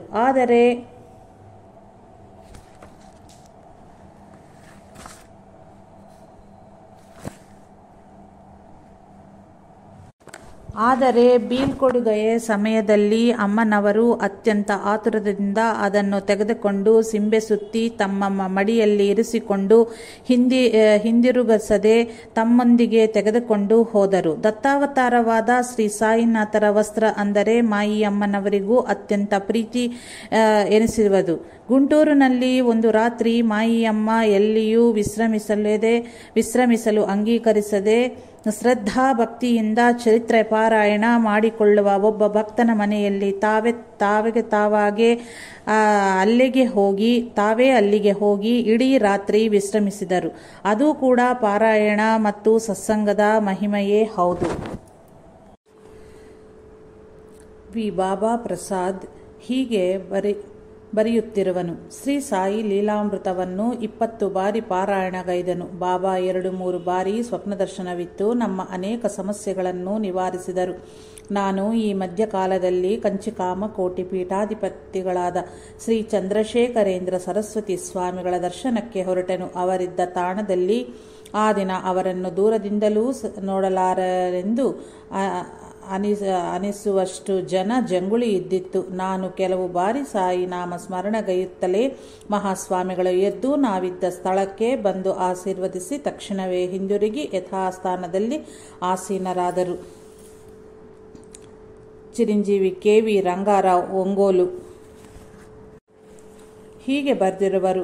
ಒಂದು ಭಾನುವಾರ ಶ್ರೀ ಅವಧೂತ ರಾಮಿರೆಡ್ಡಿ ತಾತನವರ ದರ್ಶನಕ್ಕೆ ಹೋದನು. ಅವರು ಮನೆಯ ಬಳಿ ಅವರು ಇರಲಿಲ್ಲ. 10 ದಿನಗಳಿಂದ ಭಕ್ತರಿಗೆ ಅವರ ದರ್ಶನ ಲಭಿಸಿರಲಿಲ್ಲವಂತೆ. ನಾನು ಸಾಯಿನಾಥರನ್ನು ಪ್ರಾರ್ಥಿಸುತ್ತಿರಲು ಶ್ರೀ ರಾಮಿರೆಡ್ಡಿ ತಾತನವರು ಒಂದು ಬಾರಿ ಬಂದು ಕೋಪದಿ ಮಾತನಾಡಿ ಹೊರಟು ಹೋದರು. ಕೆಲ ಹೊತ್ತಿನಲ್ಲಿಯೇ ಮತ್ತೆ ಬಂದು ನಮಸ್ಕರಿಸಿದಂತೆಯೇ ಹೊರಟು ಹೋದರು. ಈ ಬಾರಿ ಅವರು ಸಾಮಾನ್ಯವಾಗಿ ಕುಳಿತುಕೊಳ್ಳದಲ್ಲಿ ಅಗರಬತ್ತಿ ನೈವೇದ್ಯಗಳನ್ನು ಇಟ್ಟು ಶ್ರೀ ಸಾಯಿನಾಥರ ಹಾಡುಗಳನ್ನು ಹಾಡಿಕೊಳ್ಳುತ್ತಿದ್ದನು. ಈ ಬಾರಿ ಮತ್ತೆ ತಾತನವರು ಬಂದು ನಾನು ಇರಿಸಿದ ನೈವೇದ್ಯದ ಪಕ್ಕದಲ್ಲಿಯೇ ಕುಳಿತು ನನಗೆ ಪ್ರಸಾದ ಆಶೀರ್ವಾದಗಳನ್ನು ನೀಡಿ ನನ್ನತ್ತ ನೋಡಿ ನನ್ನ ಜೀವನದಿ ಮರೆಯಲಾರದ ರೀತಿಯಲ್ಲಿ ಅಲೌಕಿಕವಾದ ನಗುವನ್ನು ಬೀರಿದರು. ನನ್ನ ಶ್ರೀ ಸಾಯಿ ಲೀಲಾಮೃತದ ಪಾರಾಯಣದಿಂದಲೇ ನನಗೆ ಈ ಮಹಾನುಭಾವರ ದರ್ಶನ ಲಭಿಸಿತು. ಶ್ರೀ ದಯಾಳ್ ಶರಣ್, ಕರ್ನೂಲು ಹೀಗೆ ಬರೆದಿರುವರು. ನಾವು ಪಾರಾಯಣ ಪ್ರಾರಂಭ ಮಾಡಿದಾಗಿಂದಲೂ ಮಹಾತ್ಮರು ನಮ್ಮ ಮನೆಗೆ ಬರುತ್ತಿರುವರು. ಕರ್ನೂಲಿನಲ್ಲಿ ಶ್ರೀ ಖಾನ್ ಸಾಹೇಬ್ ಎಂಬ ಮಹಾತ್ಮರು ಸದಾ ಧ್ಯಾನದಲ್ಲಿ ಇದ್ದು ಯಾರೊಂದಿಗೂ ಮಾತನಾಡದೆ ಹುಚ್ಚನಂತೆ ಸಂಚರಿಸುತ್ತಲೂ ಭಕ್ತರನ್ನು ಅಟ್ಟುತ್ತಿದ್ದರು. ಅವರನ್ನು ಆಗಾಗ ದರ್ಶಿಸುತ್ತಲೇ ಅವರು ನಮ್ಮ ಮನೆಗೆ ಬಂದರೆ ಚೆನ್ನಾಗಿರುವುದೆಂದು ಭಾವಿಸುತ್ತೇನಾದರೂ ಅವರನ್ನು ಆಹ್ವಾನಿಸ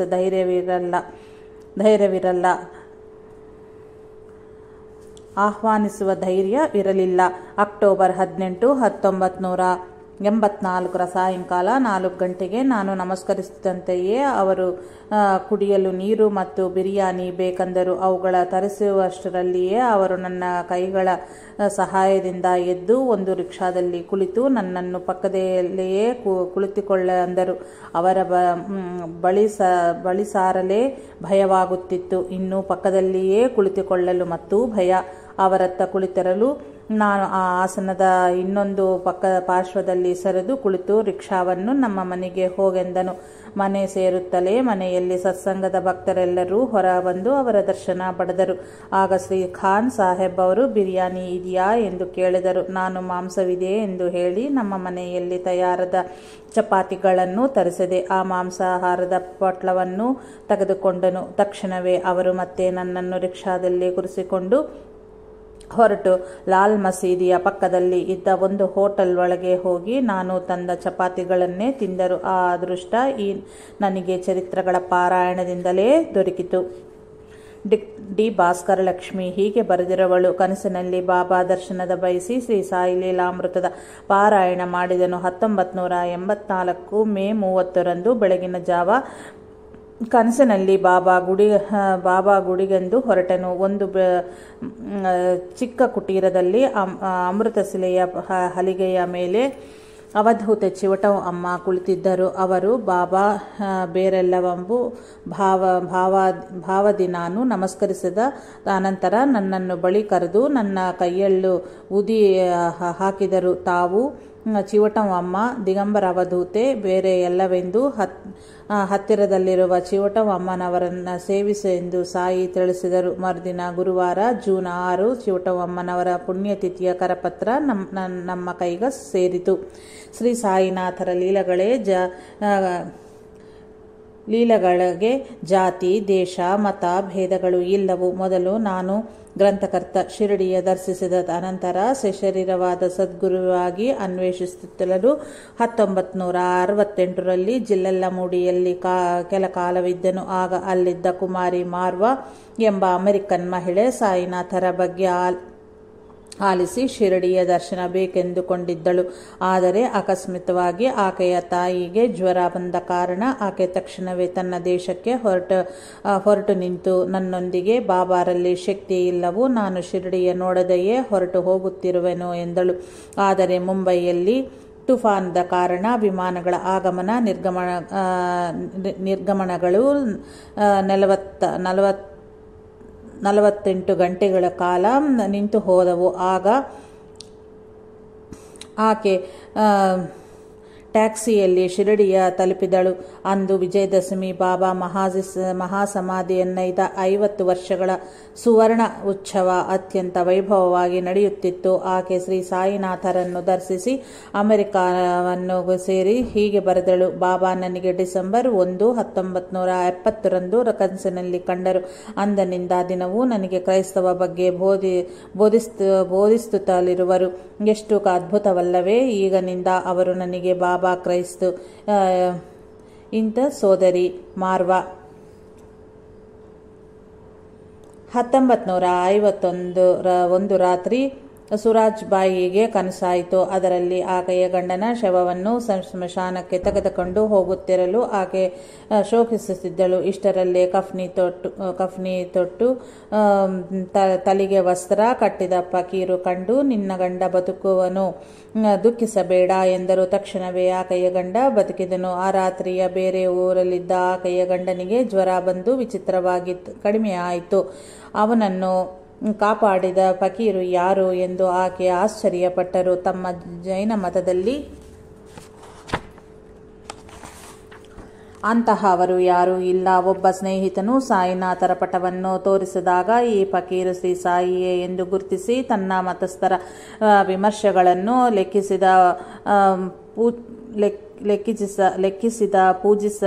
ಪೂಜಿಸಿದ ಕೂಡ ಗಿಡಗಳು.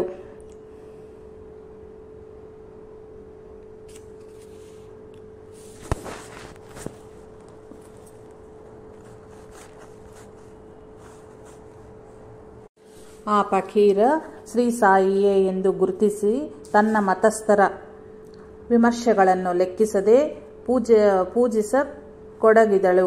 ಅನಂತರ ಆಕೆ ಶಿರಡಿಗೆ ಭೇಟಿಯಿತ್ತಾಗ ತಾನು ಕನಸಿನಲ್ಲಿ ಕಂಡದ್ದು ಶಿರಡಿಯ ಎಂದು ಗುರುತಿಸಿದಳು.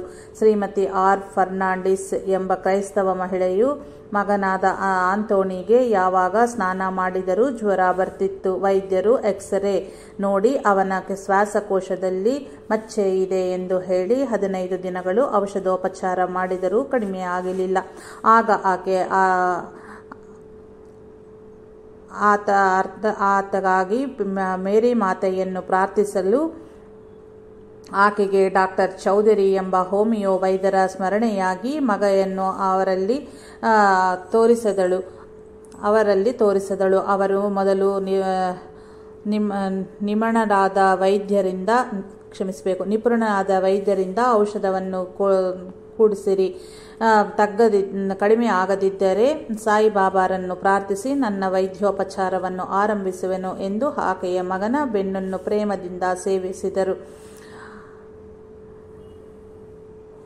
ಪ್ರೇಮದಿಂದ ನೀವೆದರು.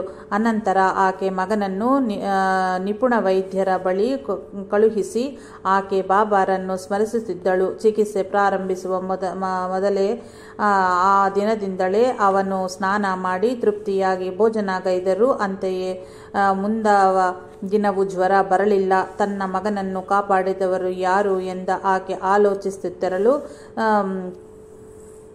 ಕದ ತಟ್ಟಿದ ಶಬ್ದ ಕೇಳಿಸಿತು.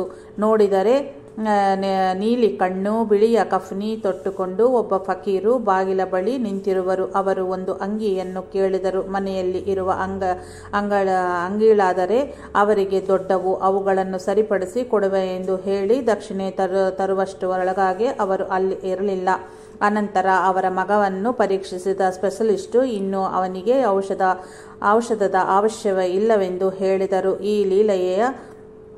ಈ ಲೀಲೆಯ ಬಗ್ಗೆ ಹೇಳಿದರೆ ಡಾಕ್ಟರ್ ಚೌಧರಿ ನಂಬಿದವರಿಗೆ ಬಾಬಾ ಅನೇಕ ದಿವ್ಯಾನುಭವಗಳನ್ನು ನೀಡುವರು. ಒಂದು ಏಕಾದಶಿಯ ದಿನ ಒಬ್ಬ ಫಕೀರ ಬಂದು ನನ್ನ ಬಳಿ 25 ಪೈಸೆಗಳ ದಕ್ಷಿಣೆ ತೆಗೆದುಕೊಂಡು ಹೋದ. ತಕ್ಷಣವೇ ಅವರು ಸಾಯಿಬಾಬಾರಂತಿರುವರು ಎಂದು ನೆನಪಾಗಿ ಮತ್ತೆ ನೋಡಬೇಕು ಎಂದು ಎಷ್ಟು ಹುಡುಕಿದರೂ ಕಾಣಿಸಲಿಲ್ಲ ಎಂದರು. ಆದ್ದರಿಂದ ಶ್ರೀಮತಿ ಫರ್ನಾಂಡಿಸ್ ಅವರ ಜೀವನದಲ್ಲಿಯ ಅನೇಕ ಸಮಸ್ಯೆಗಳನ್ನು ಶ್ರೀ ಸಾಯಿ ನಿವಾರಿಸುತ್ತಿರುವರು. ಜನವರಿ 23, 1982 ಆಕೆ ಶಿರಡಿಯನ್ನು ದರ್ಶಿಸಿದಳು.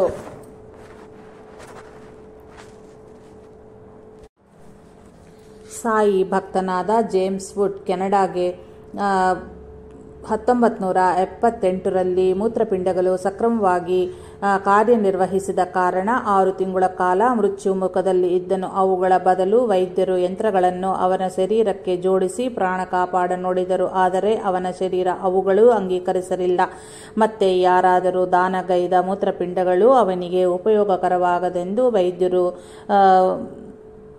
ಉಪಯೋಗಕರವಾಗದು ಅಂತ ಅಂದರು ವೈದ್ಯರು.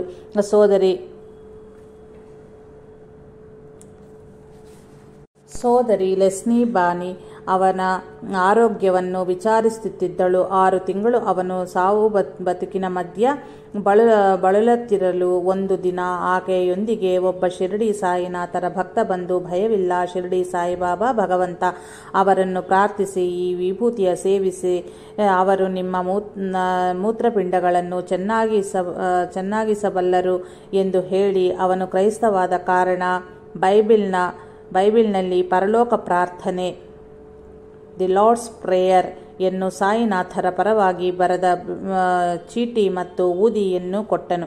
ಅದನ್ನು ಸೇವಿಸುತ್ತಿರಲೇ 3ನೇ ದಿನದಿಂದ ಅವನ ಮೂತ್ರಪಿಂಡಗಳು ಯಾವ ಚಿಕಿತ್ಸೆಯೂ ಇಲ್ಲದೆಯೇ ಚೆನ್ನಾಗಿ ಕಾರ್ಯ ಮಾಡಲಾರಂಭಿಸಿದವು. ವೈದ್ಯರೆಲ್ಲರೂ ಇಂತಹ ಅದ್ಭುತ ಯಾವ ಆಸ್ಪತ್ರೆಯಲ್ಲಿಯೂ ಇಲ್ಲಿವರೆಗೂ ನಡೆದೇ ಇಲ್ಲ ಎಂದರು. ಅಂದು ರಾತ್ರಿ ಕನಸಿನಲ್ಲಿ ಅವನಿಗೆ ಶ್ರೀ ಸಾಯಿ ದರ್ಶನವಿತ್ತು. ನಿನ್ನನ್ನು ಹೀಗೆ ರಕ್ಷಿಸುವುದು ಇದೇ ಕಡೆಯ ಬಾರಿ ಎಂದರು. ಮರುಕ್ಷಣವೇ ಶಿಲೆಯ ಮೇಲೆ ಆಸೀನರಾದ ಸಾಯಿನಾಥರ ಪಕ್ಕದಲ್ಲಿಯೇ ಆ ಸಾಯಿ ಭಕ್ತನು ಕಂಡು, ಇನ್ನು ಮೇಲೆ ನೀನು ಇವರನ್ನೇ ಆಶ್ರಯಿಸಬೇಕು ಎಂದನು. ಜೇಮ್ಸ್ ವುಡ್ ತನ್ನ ಹರಕೆ ತೀರಿಸಲೊಸಗೆ 1979ರಲ್ಲಿ ಶಿರಡಿಯ ದರ್ಶಿಸಿದನು.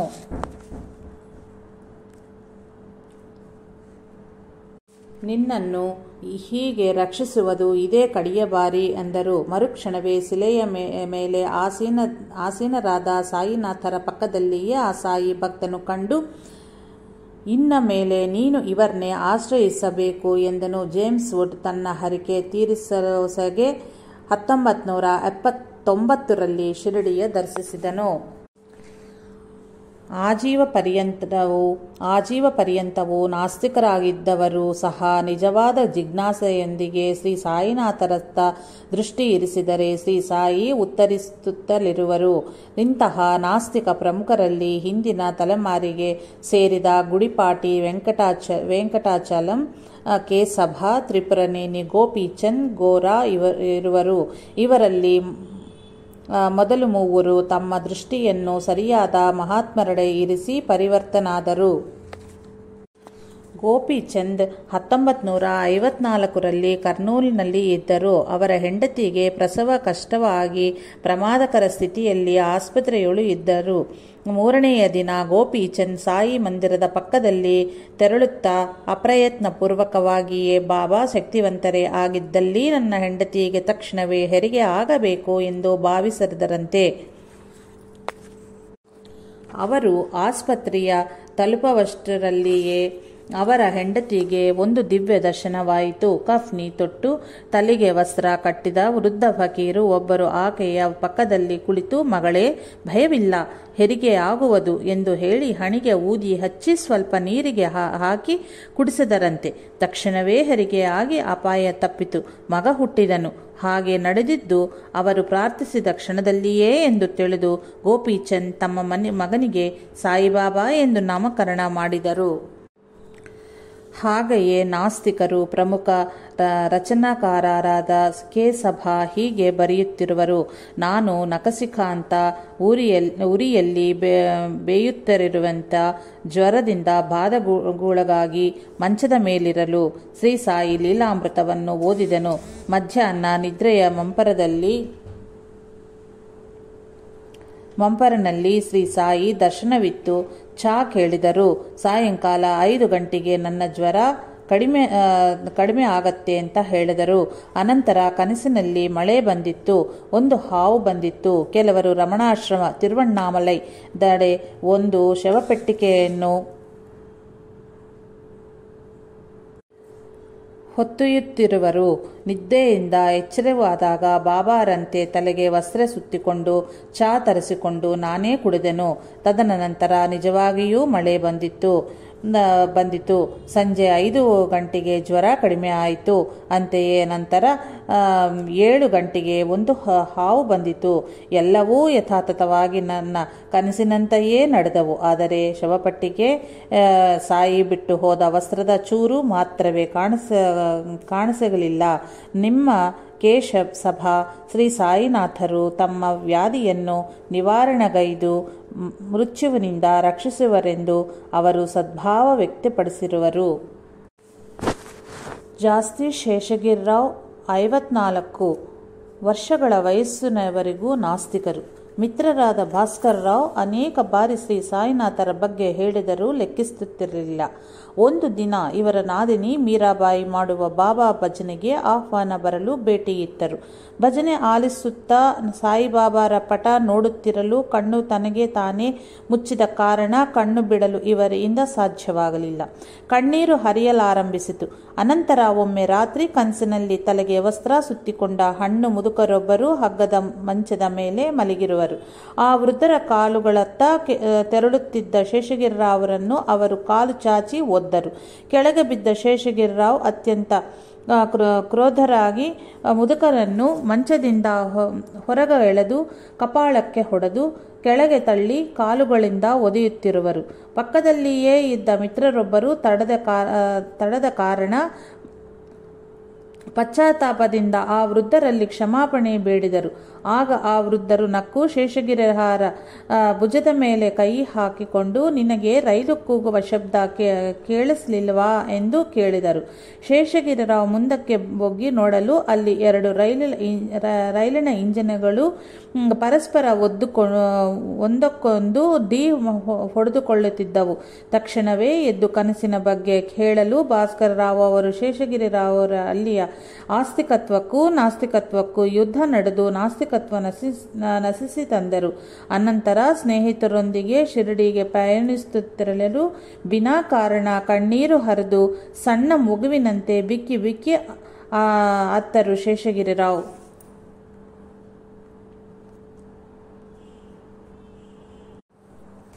ಶಿರ್ಡಿಯಲ್ಲಿ ಎಲ್ಲರೂ ಸಾಕೋರಿ ಉಪಾಸಿನಿ ಬಾಬಾರ ಆಶ್ರಮ ನೋಡಿ ಬರುತ್ತಿರಲು ದಾರಿಯೊಳು ವಿಶೇಷವಾದ ಸುವಾಸನೆಯ ಒಂದು ಫರ್ಲಾಂಗ್ ಅವರನ್ನು ಹಿಂಬಾಲಿಸಿತು.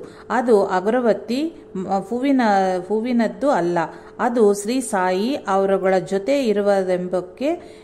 ಇರುವರೆಂಬುದಕ್ಕ ಸೂಚನೆ ಎಂದು ಒಬ್ಬರು, ತಮ್ಮನ್ನು ಪೂಜಿಸೆಂಬ ಎಚ್ಚರಿಕೆ ಎಂದು ಮತ್ತೊಬ್ಬರು ವಿವರಿಸಿದರು. ಶ್ರೀ ಸಾಯಿ ನನ್ನಲ್ಲಿಯ ಆ ನಾಸ್ತಿಕತ್ವವನ್ನು ಪೂರ್ಣವಾಗಿ ತೊಲಗಿಸಿ ನನ್ನ ಭೌತಿಕ ದೇಹದ ಚರಮ ದಶೆಯಲ್ಲಿ ಜ್ಞಾನ ಮಾರ್ಗ ತೋರಿದ್ದಕ್ಕೆ ನಾನು ಅತ್ಯಂತವಾಗಿ ಸಂತೋಷಿಸುತ್ತಿರುವೆನು ಎಂದು ಅವರು ಹೇಳಿರುವರು. ಶ್ರೀ ಸಾಯಿನಾಥರ ಖಂಡಾಂತರ ಲೀಲೆ, ಅಖಂಡ ಲೀಲೆ. ಆ ದಿನಗಳಲ್ಲಿಯೇ ರಷ್ಯಾ ಮತ್ತು ಜಪಾನ್ ಯುದ್ಧದಲ್ಲಿ ಪಾಲ್ಗೊಂಡ ಕ್ಯಾಪ್ಟನ್ ಜಹಂಗೀರ್ ಶಾ ನೌಕೆಗಳ ಶ್ರೀ ಸಾಯಿ ರಕ್ಷಿಸಿದರು. ಪ್ಯಾರಾಕಿಶನ್ ವಾಲಿ 1972ರಲ್ಲಿ ಶಿರಡಿಗೆ ಭೇಟಿಯಿತ್ತು. ಬಂದ ಮರುದಿನವೇ ಅನೇಕ ಉದ್ಯೋಗಗಳು ಅವನನ್ನು ಅರಸಿ ಬಂದವು. ಬಾಬಾರ ಬಳಿ ಚೀಟಿಗಳನ್ನು ಹಾಕಿ ನೋಡಲು MV ಧನಲಕ್ಷ್ಮಿ ಎಂಬ ನೌಕೆಗೆ ಕ್ಯಾಪ್ಟನ್ ಆಗಿ ಸೇರೆಂದು ಸಂದೇಶ ಬಂದಿತ್ತು. ಅವನು ಅದರೊಳು ಸೇರಿದ ದಿನದಿಂದ ತನ್ನ ನೌಕೆಯನ್ನು ರಕ್ಷಿಸಿ ಎಂದು ನಿತ್ಯವೂ ಶ್ರೀ ಸಾಯಿನಾಥರಿಗೆ 2 ಅಗರಬತ್ತಿಗಳನ್ನು ಬೆಳಗಿಸಿ ಪ್ರಾರ್ಥಿಸುತ್ತಿದ್ದನು. ವಿಚಿತ್ರವೇನೆಂದರೆ ಪ್ರತಿ ಬಾರಿಯೂ ಅದರೊಳು 1 ಅಗರಬತ್ತಿ ಪ್ರತಿದಿನವೂ ಶಾಂತ ಆಗ್ತಾ ಇತ್ತು. ಮೇ 17, 1972ರಲ್ಲಿ ಒಂದು ಬಾರಿ ಆ ನೌಕೆ ಕಲ್ಕತ್ತಾ ಇಂದ ಅಂಡಮಾನಿಗೆ 2 ಬಾರಿ ಹೊರಟು ಸಮುದ್ರದೊಳು ಅಲೆಗಳ ಮತ್ತು ಗಾಳಿಯ ರಭಸಕ್ಕೆ ಹಿಂದಿರುಗಿ ಬರಬೇಕಾಯಿತು.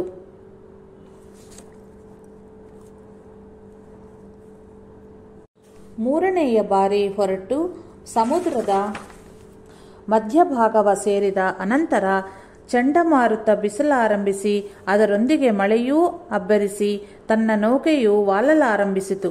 ಅದಕ್ಕೆ ಕಾರಣವೇನೆಂದು ಇಂಜಿನಿಯರ್ ಯಾರಿಗೂ ಅರ್ಥವಾಗಲಿಲ್ಲ. ಎಷ್ಟು ಪ್ರಯತ್ನಿಸಿದರೂ ನೌಕಾಶ್ರಯದಿಂದ ಯಾವ ಸಹಾಯವೂ ಒದಗಿ ಬರಲಿಲ್ಲ. ನೌಕೆಯೊಳಗೆ ನೀರು ಸೇರಿ ಕೆಲವು ನಾವಿಕರು ಲೈಫ್ ಬೆಲ್ಟ್ಗಳನ್ನು ತೆಗೆದುಕೊಳ್ಳಲು ಸಾಧ್ಯವಾಗಲಿಲ್ಲ. ಲೈಫ್ ಬೆಲ್ಟ್ಗಳಾದರೂ ನೀರಿನಲ್ಲಿ ಮುಳುಗದೆ ತೇಲಿಸಿ ಕಾಪಾಡುವವು. ಕಡೆಗೆ ನೌಕೆಯ ಮುಳುಗುವುದು ಬಹುಶಃ ಖಚಿತವೆಂದು ತಿಳಿದು ಎಲ್ಲರೂ ಸಮುದ್ರದೊಳಗೆ ಹಾರಿ ಅರ್ಧರಾತ್ರಿಯ ಗಾಢಾಂಧಕಾರದೊಳು 15 ಅಡಿಗಳ ಎತ್ತರದ ಅಲೆಗಳ ನಡುವಿನಲ್ಲಿ ಅನ್ನ ಪಾನೀಯಗಳಿಲ್ಲದೆ ಸಾವು ಬದುಕಿನ ನಡುವೆ ಹೋರಾಡುತ್ತಿದ್ದರು.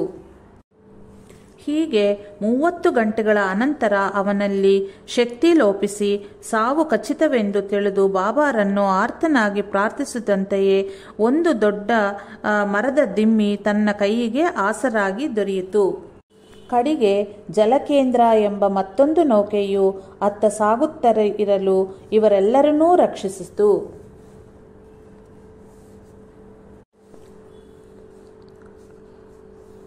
ಕಿಶನ್ ವಾಲಿಯನ್ನು ಆ ನೌಕೆಯೊಳಗೆ ಎಳೆದುಕೊಳ್ಳುತ್ತಿರಲು ಅವನು 20 ಅಡಿಗಳವರೆಗೂ ಮೇಲೆ ಬಂದು 3 ಬಾರಿ ನೀರಿನೊಳು ಜಾರಿ ಬಿದ್ದು ಪ್ರಜ್ಞೆ ಕಳೆದುಕೊಂಡನು. ಎಚ್ಚರಿಕೆಗೊಂಡಾಗ 103 ಡಿಗ್ರಿ ಜ್ವರವಿದ್ದು ದೇಹದ ಎಲ್ಲೆಡೆ ಕಟ್ಟಿದ್ದರು. ಅನಾದಿ ಕಾಲದಲ್ಲಿಯೇ ಸ್ವಸ್ಥನಾದನು. ನಡು ಸಮುದ್ರದಲ್ಲಿಯೂ ಶ್ರೀ ಸಾಯಿನಾಥರಿಗೆ ತಮ್ಮ ಭಕ್ತರ ಆರ್ತನಾದ ಕೇಳಿಸುವುದು. ಬಿ ನರಸಿಂಹರಾವ್ ಅವರು ಮಸ್ಕಟ್ ಎಂಬಲ್ಲಿ ವಿಮಾನಯಾನ ಶಾಖೆಯೊಳ ಕರ್ತವ್ಯ ನಿರ್ವಹಿಸುತ್ತಿದ್ದರು. 1984ರಲ್ಲಿ ಅವರು ಕಷ್ಟಗಳ ಎದುರಿಸುತ್ತಿರಲು ಒಬ್ಬ ಸ್ನೇಹಿತನು ಶ್ರೀ ಸಾಯಿ ಚರಿತ್ರೆಯನ್ನು ಕೊಟ್ಟನು. ಅದರ ಪಾರಾಯಣವಾದ ರಾತ್ರಿ ಶ್ರೀ ಸಾಯಿ ಕನಸಿನಲ್ಲಿ ಕಂಡು, ನನ್ನನ್ನು ನಂಬು, ಕಷ್ಟಗಳು ತೀರುವುವು, ಅನಂತರ ಉದ್ಯೋಗ ನಿಮಿತ್ತ ಟ್ರೈನಿಂಗ್ಗೆ ಲಂಡನ್ಗೆ ಹೋಗುವ ಎಂದು ಹೇಳಿ ಅದೃಶ್ಯವಾದರು. 1985ರಲ್ಲಿ ಅದು ನಿಜವಾಯಿತು. ಇವರ ಹೆಂಡತಿ 1986ರಲ್ಲಿ ವಿಮಾನದಳು ಮುಂಬಯಿ ಸೇರಿ ಟ್ಯಾಕ್ಸಿಯಲ್ಲಿ ಸಂಚರಿಸುತ್ತಿರಲು ಅಂದು ಬಿರುಗಾಳಿ ಬೀಸುತ್ತಲಿದ್ದು ಜೊತೆಗೆ ಮಳೆಯೂ ಸುರಿದು ಅರ್ಧರಾತ್ರಿಯ ವೇಳೆ ಟೈರ್ ಒಡೆದು ಟ್ಯಾಕ್ಸಿ ನಿಂತಿತು. ಮಳೆ ಮತ್ತು ಗಾಳಿಯ ಕಾರಣ ಬೇರಾವ ಟ್ಯಾಕ್ಸಿ ಸಹಿತ ದೊರೆಯಲಿಲ್ಲ. ಈ ಶ್ರೀ ಸಾಯಿನಾಥರನ್ನು ಪ್ರಾರ್ಥಿಸಿದಂತೆಯೇ ಒಂದು ಕಾರಿನಲ್ಲಿ ಬಿಳಿಯ ಕಫ್ನಿ ತೊಟ್ಟ ಒಬ್ಬ ವೃದ್ಧ ಬಂದು ಅಲ್ಲಾ ಹಚ್ಚ ಕರೇಗಾ ಎಂದು ಆಕೆಯನ್ನು ಮನೆಯ ಬಳಿ ಕರೆತಂದು ಇಳಿಸಿ ಹಣ ಕೊಡುವಷ್ಟು ಒಳಗಾಗಿ ಅವನು ಮತ್ತೆ ಹಾಗೆಯೇ ಹೇಳಿ ಹೊರಟು ಹೋದನು. ಆಕೆ ಮನೆ ಸೇರುವ ಅವಸರದಲ್ಲಿ ಅವನ ವಿಚಾರವನ್ನು ಹಚ್ಚಿಕೊಳ್ಳಲಿಲ್ಲ.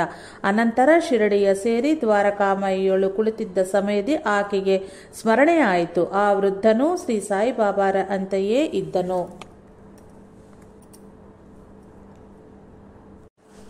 ಜಿ. ಸೂರ್ಯಪ್ರಕಾಶ್ ಪಶ್ಚಿಮ ಜರ್ಮನಿಯಲ್ಲಿ ತಾಯಿ ತಂದೆ ತಂಗಿಯರೊಂದಿಗೆ ವಿದ್ಯಾರ್ಚನೆ ಮಾಡುತ್ತಲಿದ್ದನು. ಅವನು 1985ರಲ್ಲಿ ನಮ್ಮ ದೇಶಕ್ಕೆ ಬರುತ್ತಲೇ ಕೇವಲ ತನ್ನವರ ಒತ್ತಾಯದ ಮೇರೆಗೆ ಶಿರಡಿಯ ದರ್ಶಿಸಿದನು. ಅಲ್ಲಿ ಸಂಸ್ಥಾನದಳು ಹೆಜ್ಜೆ ಇಡಿದ ತಕ್ಷಣ ಶ್ರೀ ಸಾಯಿನಾಥರ ದೊಡ್ಡ ಭಾವಚಿತ್ರಪಟ ಮತ್ತು ಅದರ ಕೆಳಗೆ ನನ್ನ ಮೇಲೆ ನಿನ್ನ ದೃಷ್ಟಿಯನ್ನ ಇರಿಸು, ನಿನ್ನ ಮೇಲೆ ನನ್ನ ದೃಷ್ಟಿಯನ್ನ ಇರಿಸುವನು ಎಂಬ ವಾಕ್ಯವನ್ನು ನೋಡಿದನು. ಎಷ್ಟು ಪ್ರಯತ್ನಿಸಿದರೂ ಅದರಿಂದ ತನ್ನ ದೃಷ್ಟಿಯನ್ನು ಹೊರಳಿಸಲಾಗಲಿಲ್ಲ. ಮಂದಿರದೊಳಗೂ ಅತ್ಯಂತ ಶಾಂತಿಯನ್ನು ಅನುಭವಿಸಿದನು. ಪಶ್ಚಿಮ ಜರ್ಮನಿಗೆ ಹಿಂದಿರುಗಿದೆ. ಅನಂತರವೂ ಅವನ ಮನಸ್ಸಿನ ತುಂಬಾ ಸಾಯಿಬಾಬಾ ತುಂಬಿ ಅವರ ವಿಚಾರದಲ್ಲಿಯೇ ಚಿಂತನೆ ನಡೆಯುತ್ತಲಿತ್ತು. ಒಂದು ಬಾರಿ ಕನಸಿನಲ್ಲಿ ಬಾಬಾರ ಪಟ ಕಾಣಿಸಿತು. ಅನಂತರ ಅವನಿಗೆ ಗಣಿತ ಶಾಸ್ತ್ರದಲ್ಲಿ ಮೌಖಿಕ ಪರೀಕ್ಷೆ ನಡೆಯಬೇಕಾಗಿತ್ತು. ಅದಕ್ಕೆ ಪೂರ್ವದಲ್ಲಿ 2 ಬಾರಿ ಆ ಪರೀಕ್ಷೆಯಲ್ಲಿ ವಿಫಲವಾದನು. ಸಾಮಾನ್ಯವಾಗಿ 3ನೆಯ ಅವಕಾಶವನ್ನು ನೀಡದಿದ್ದರೂ ಅವನಿಗೆ ಇತ್ತರು. ಈ ಬಾರಿ ಉತ್ತೀರ್ಣನಾಗಿದ್ದಲ್ಲಿ ಅವನು ಕೋರಿದ ಮುಂದಿನ ವಿದ್ಯಾಭ್ಯಾಸವೂ ಸಾಧ್ಯವಾಗದು. ಈ ಬಾರಿ ಉತ್ತೀರ್ಣನಾಗದಿದ್ದಲ್ಲಿ ಅವನು ಕೋರಿದ ಮುಂದಿನ ವಿದ್ಯಾಭ್ಯಾಸವೂ ಸಾಧ್ಯವಾಗದು. ಅವನು ಮೌಖಿಕ ಪರೀಕ್ಷೆಯಲ್ಲಿ ತನ್ನ ಸರಿದಗಾಗಿ ನೋಡುತ್ತಾ ಇದ್ದನು. ಅವನ ಪ್ರಾಧ್ಯಾಪಕರೊಂದಿಗೆ ಮಾತನಾಡಲು ಬಂದ ಅಪರಿಚಿತ ವ್ಯಕ್ತಿ ಇವನನ್ನು ಮಾತ್ರ ಮಾತನಾಡಿಸಿ ಶುಭಾಶಯಗಳನ್ನು ಹೇಳಿ ಹೋದನು. ಮೌಖಿಕ ಪರೀಕ್ಷೆಯ ಅನಂತರ ಅವನು ಫಲಿತಾಂಶಕ್ಕೆ ಎದುರು ನೋಡುತ್ತಿರಲು ಆ ವ್ಯಕ್ತಿಯೇ ಮತ್ತೆ ಬಂದು ಇವನನ್ನು ಮಾತನಾಡಿಸಿ ಹೋದನು. ಅಂದು ಗುರುವಾರ. ಅವನು ಶ್ರೀ ಸಾಯಿ ಲೀಲಾಮೃತ ಆಂಗ್ಲವನ್ನು ಅದರ ಮೊದಲನೇ ದಿನವೇ ಪಾರಾಯಣಗೈದು ಪೂರ್ಣಗೊಳಿಸಿದ್ದನು. ಪಾರಾಯಣ ಪ್ರಾರಂಭಿಸಿದಾಗಿಂದಲೂ ಅವನಿಗೆ ಏಕಾಗ್ರತೆ ಸ್ಥಿರವಾಗಕೂಡಿತು. ಅಂದು ಪರೀಕ್ಷೆಯಲ್ಲಿ ಅವನಿಗೆ ತಿಳಿದ ಪ್ರಶ್ನೆಗಳನ್ನೇ ಕೇಳಿದರು. ಅವನು ಬಯಸಿದ್ದಕ್ಕಿಂತಲೂ ಅತ್ಯಂತ ಅಧಿಕವಾಗಿಯೇ ವಿಜಯ ಸಾಧಿಸಿದನು. ಅನಂತರ ಮತ್ತೊಂದು ಪಾರಾಯಣವ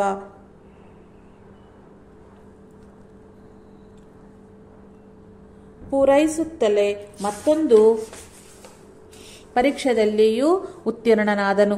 ಸಿನಿಮಾ, ಡಿಸ್ಕೋ, ಔತಣಕೂಟ ಮೊದಲಾದವುಗಳೆಲ್ಲ ಹೆಚ್ಚು ತನ್ನಿಂದ ತಾನೇ ನಿವಾರಣೆ ಆಯಿತು.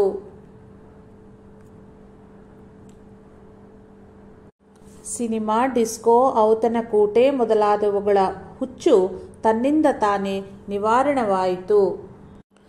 Doctor M. ವಿಜಯಕುಮಾರ್ ಹೀಗೆ ಬರೆದಿರುವನು. ನಮ್ಮ ಬಂಧುವಾದ ಡಾಕ್ಟರ್ ಕೆ. ವಿ. ಸಾಯಿ ಲಂಡನ್ನಲ್ಲಿ 14 ವರ್ಷಗಳಿಂದ ವೈದ್ಯ ವೃತ್ತಿಯನ್ನು ನೆರವೇರಿಸುತ್ತಿದ್ದನು.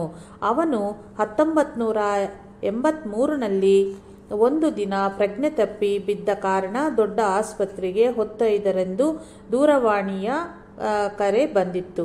ನಾವು ಆರ್ತರಾಗಿ ಬಾಬಾರನ್ನು ಪ್ರಾರ್ಥಿಸಿದೆವು. ಮರುದಿನ ಬೆಳಗಿನ ಜಾವ ನನಗೊಂದು ಕನಸಾಯಿತು. ಆಪರೇಷನ್ ಥಿಯೇಟರ್ ನೊಳಗೆ ಶ್ರೀ ಸಾಯಿ ನಮ್ಮ ಅವನಿಗೆ ಶಸ್ತ್ರಚಿಕಿತ್ಸೆಯನ್ನು ಮಾಡುತ್ತಲೇ ತಮ್ಮ ಮುಷ್ಟಿಯನ್ನು ಬಿಡಿಸಿದರು. ಅದರಿಂದ ಒಂದು ಕಪ್ಪು ನಾಗರಹಾವು ನಮ್ಮ ಬಂಧುವಿನ ತಲೆಯೊಳು ಹುಕ್ಕು ಒಂದು ಕಪ್ಪು ಮುದ್ದೆಯನ್ನು ಹೊರಹಾಕಿತು. ಬಾಬಾ,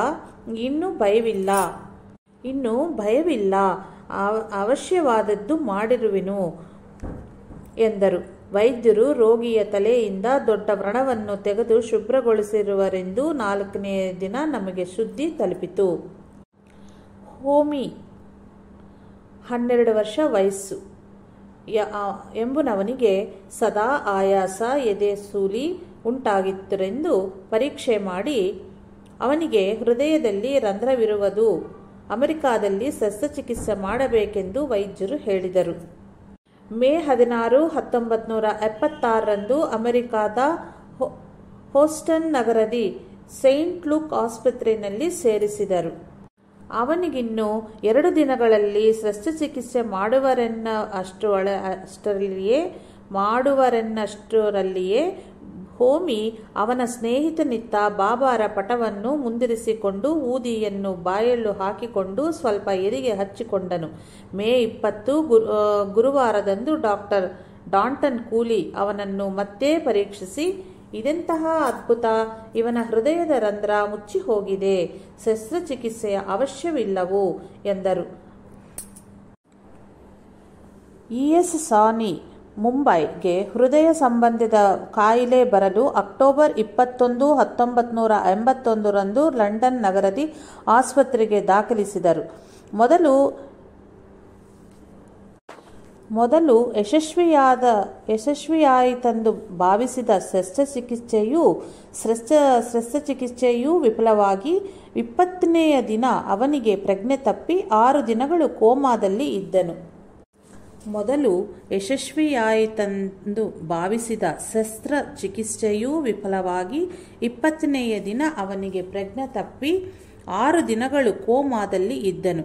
ಅವನ ಪರಿಸ್ಥಿತಿ ಕೈಮೀರುವ ಕಾರಣ ಅವನಿಗಿನ್ನೂ ವಾಸಿ ಮಾಡದೆ ಪ್ರಶಾಂತವಾಗಿ ಸಾಯಲು ಬಿಡುವುದೇ ಸೂಕ್ತವೆಂದು ವೈದ್ಯರು ಹೇಳಿದರು. ರೋಗಿಯ ಬಳಿ ಯಾರೂ ಇರಬಾರದೆಂದು ಹೇಳಿದರು. ಸಾನಿಯ ಹೆಂಡತಿ ಸಂಪೂರ್ಣ ವಿಶ್ವಾಸದೊಂದಿಗೆ ಇವರ ವಿಚಾರವನ್ನು ಬಾಬಾ ನೋಡಿಕೊಳ್ಳುವರು ಎಂದು ಬಾಬಾರ ಊದಿ ತಂದು ಗಂಡನ ಮೇಲೆ ಚೆಲ್ಲಿ ಹೊರಟು ಹೋದಳು. ಮನೆಯ ಬಳಿ ಆಕೆ ಪ್ರಾರ್ಥಿಸುತ್ತಿರಲು ತ್ಯಾಗ್ ಶರೀರ್ ಚಲಾ ಜಾಯೆಂಗೆ ಔರ್ ಆಯೆಂಗೆ ಎಂಬ ಮಾತುಗಳು ಕೇಳಿದವು. ಆಕೆಗೇನೂ ಅರ್ಥವಾಗದಿದ್ದರೂ ಆಕೆಯ ಹೃದಯ ಮಾತ್ರ ಹಗುರವಾಯಿತು. ಮರುದಿನ ಬೆಳಿಗ್ಗೆ 11 ಗಂಟೆಗೆ ಆಕೆಯ ಗಂಡ ಇ.ಎಸ್. ಸಾನಿ ಕುರ್ಚಿಯಲ್ಲಿ ಕುಳಿತಿದ್ದನು. ಪ್ರಜ್ಞೆ ಇಲ್ಲದ ಸ್ಥಿತಿಯಲ್ಲಿ ಅವನ ಇಡೀ ಶರೀರಕ್ಕೆ ಪಾರ್ಶ್ವವಾಯು ಬಡಿದಂತೆ ಅವನಿಗೆ ಮತ್ತೊಂದು ಕೋಣೆಯಲ್ಲಿ ನಿಗದಿಪಡಿಸಿದರು. ಅದಕ್ಕೆ ಮುಂಚೆಯೇ ಆ ಕೋಣೆಯಲ್ಲಿನ ರೋಗಿ ಮರಣಿಸಿದವೆಂದು ತಿಳಿದು ಆಕೆ ಭಯಗ್ರಸ್ತಳಾಗಿ ಸಿಖ್ಖರಿಗೆ ಪವಿತ್ರವಾದ ಗುರುಗ್ರಂಥ ಸಾಹೇಬ್ ಮತ್ತು ಬಾಬಾರ ಪಟವನ್ನು ಆ ಕೋಣೆಯಲ್ಲೇ ಇರಿಸಿ ಅಗರಬತ್ತಿಗಳನ್ನು ಹೊತ್ತಿಸಿದಳು. ಬಾಬಾರ ಪಟವನ್ನು ಕಂಡ ನರ್ಸ್, ಇವರು ನಿನ್ನೆ ಬಂದು ನಿನ್ನ ಗಂಡನ ಆರೋಗ್ಯವನ್ನು ವಿಚಾರಿಸಿ ಅವನು ತಪ್ಪದೇ ಬದುಕುವನೆಂದು ಹೇಳಿ ಹೊರಟು ಹೋದರು ಎಂದಳು. ಆಗ ಆ ಪಟದಲ್ಲಿ ಇರುವ ಶ್ರೀ ಸಾಯಿನಾಥರು ಎಂದೋ ಮಹಾಸಮಾಧಿಯನ್ನೆದಿರುವ ಮಹಾತ್ಮರೆಂದು ಶ್ರೀಮತಿ ಸಾನಿ ಹೇಳಲು ಆಕೆಗೆ ಮತಿ ಭ್ರಮಣೆಯಾಗಿರುವ ಎಂದು ನರ್ಸು ಭಾವಿಸಿದಳು. ಅಂತೆಯೇ ಅವನ ವ್ಯಾಧಿ ಕಡಿಮೆಯಾಗಿ ಜನವರಿ 21, 1982 ನಮ್ಮ ದೇಶಕ್ಕೆ ಹಿಂದಿರುಗಿದನು.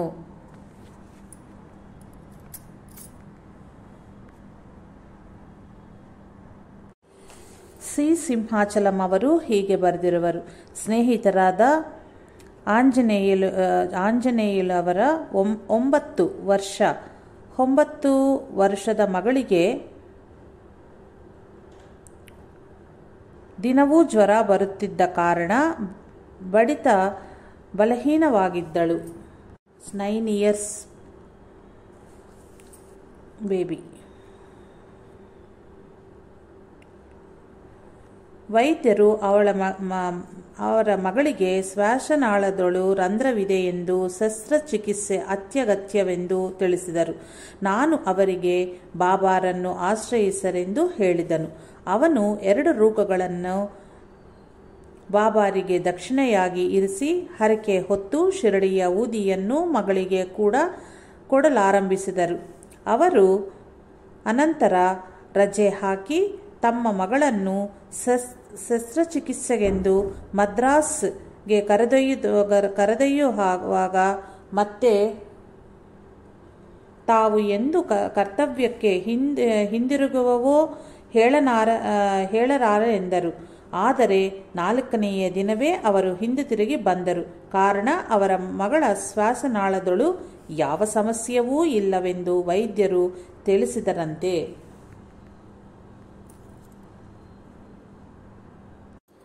ಅಂತೆಯೇ ನರಸರಾವುಪೇಟದಲ್ಲಿ ಒಬ್ಬ ಮಿತ್ರನ ಹೆಂಡತಿಗೆ ಉದರದೊಳು ಹುಣ್ಣು ಆಗಿರುವುದೆಂದು ಶಸ್ತ್ರಚಿಕಿತ್ಸೆಗಾಗಿ ಚಿಲಕಲೂರಿಪೇಟದ ನರ್ಸಿಂಗ್ ಹೋಮ್ನಲ್ಲಿ ಸೇರಿಸಿದರು. ಶ್ರೀ ಸಾಯಿನಾಥರನ್ನು ಶರಣು ಬೇಡರೆಂದು ಹೇಳಿ ಒಂದು ಸಾಯಿನಾಥರ ಪಟ ಮತ್ತು ಊದಿಯನ್ನು ಕೊಟ್ಟನು. ಅವನ ಹೆಂಡತಿಗೆ ಊದಿ ಹಚ್ಚಿ ತನ್ನ ಅತ್ತೆಯವರನ್ನು ಜೊತೆ ಸೇರಿಸಿ ನರಸರಾವುಪೇಟೆಗೆ ಹಿಂದಿರುಗಿದನು.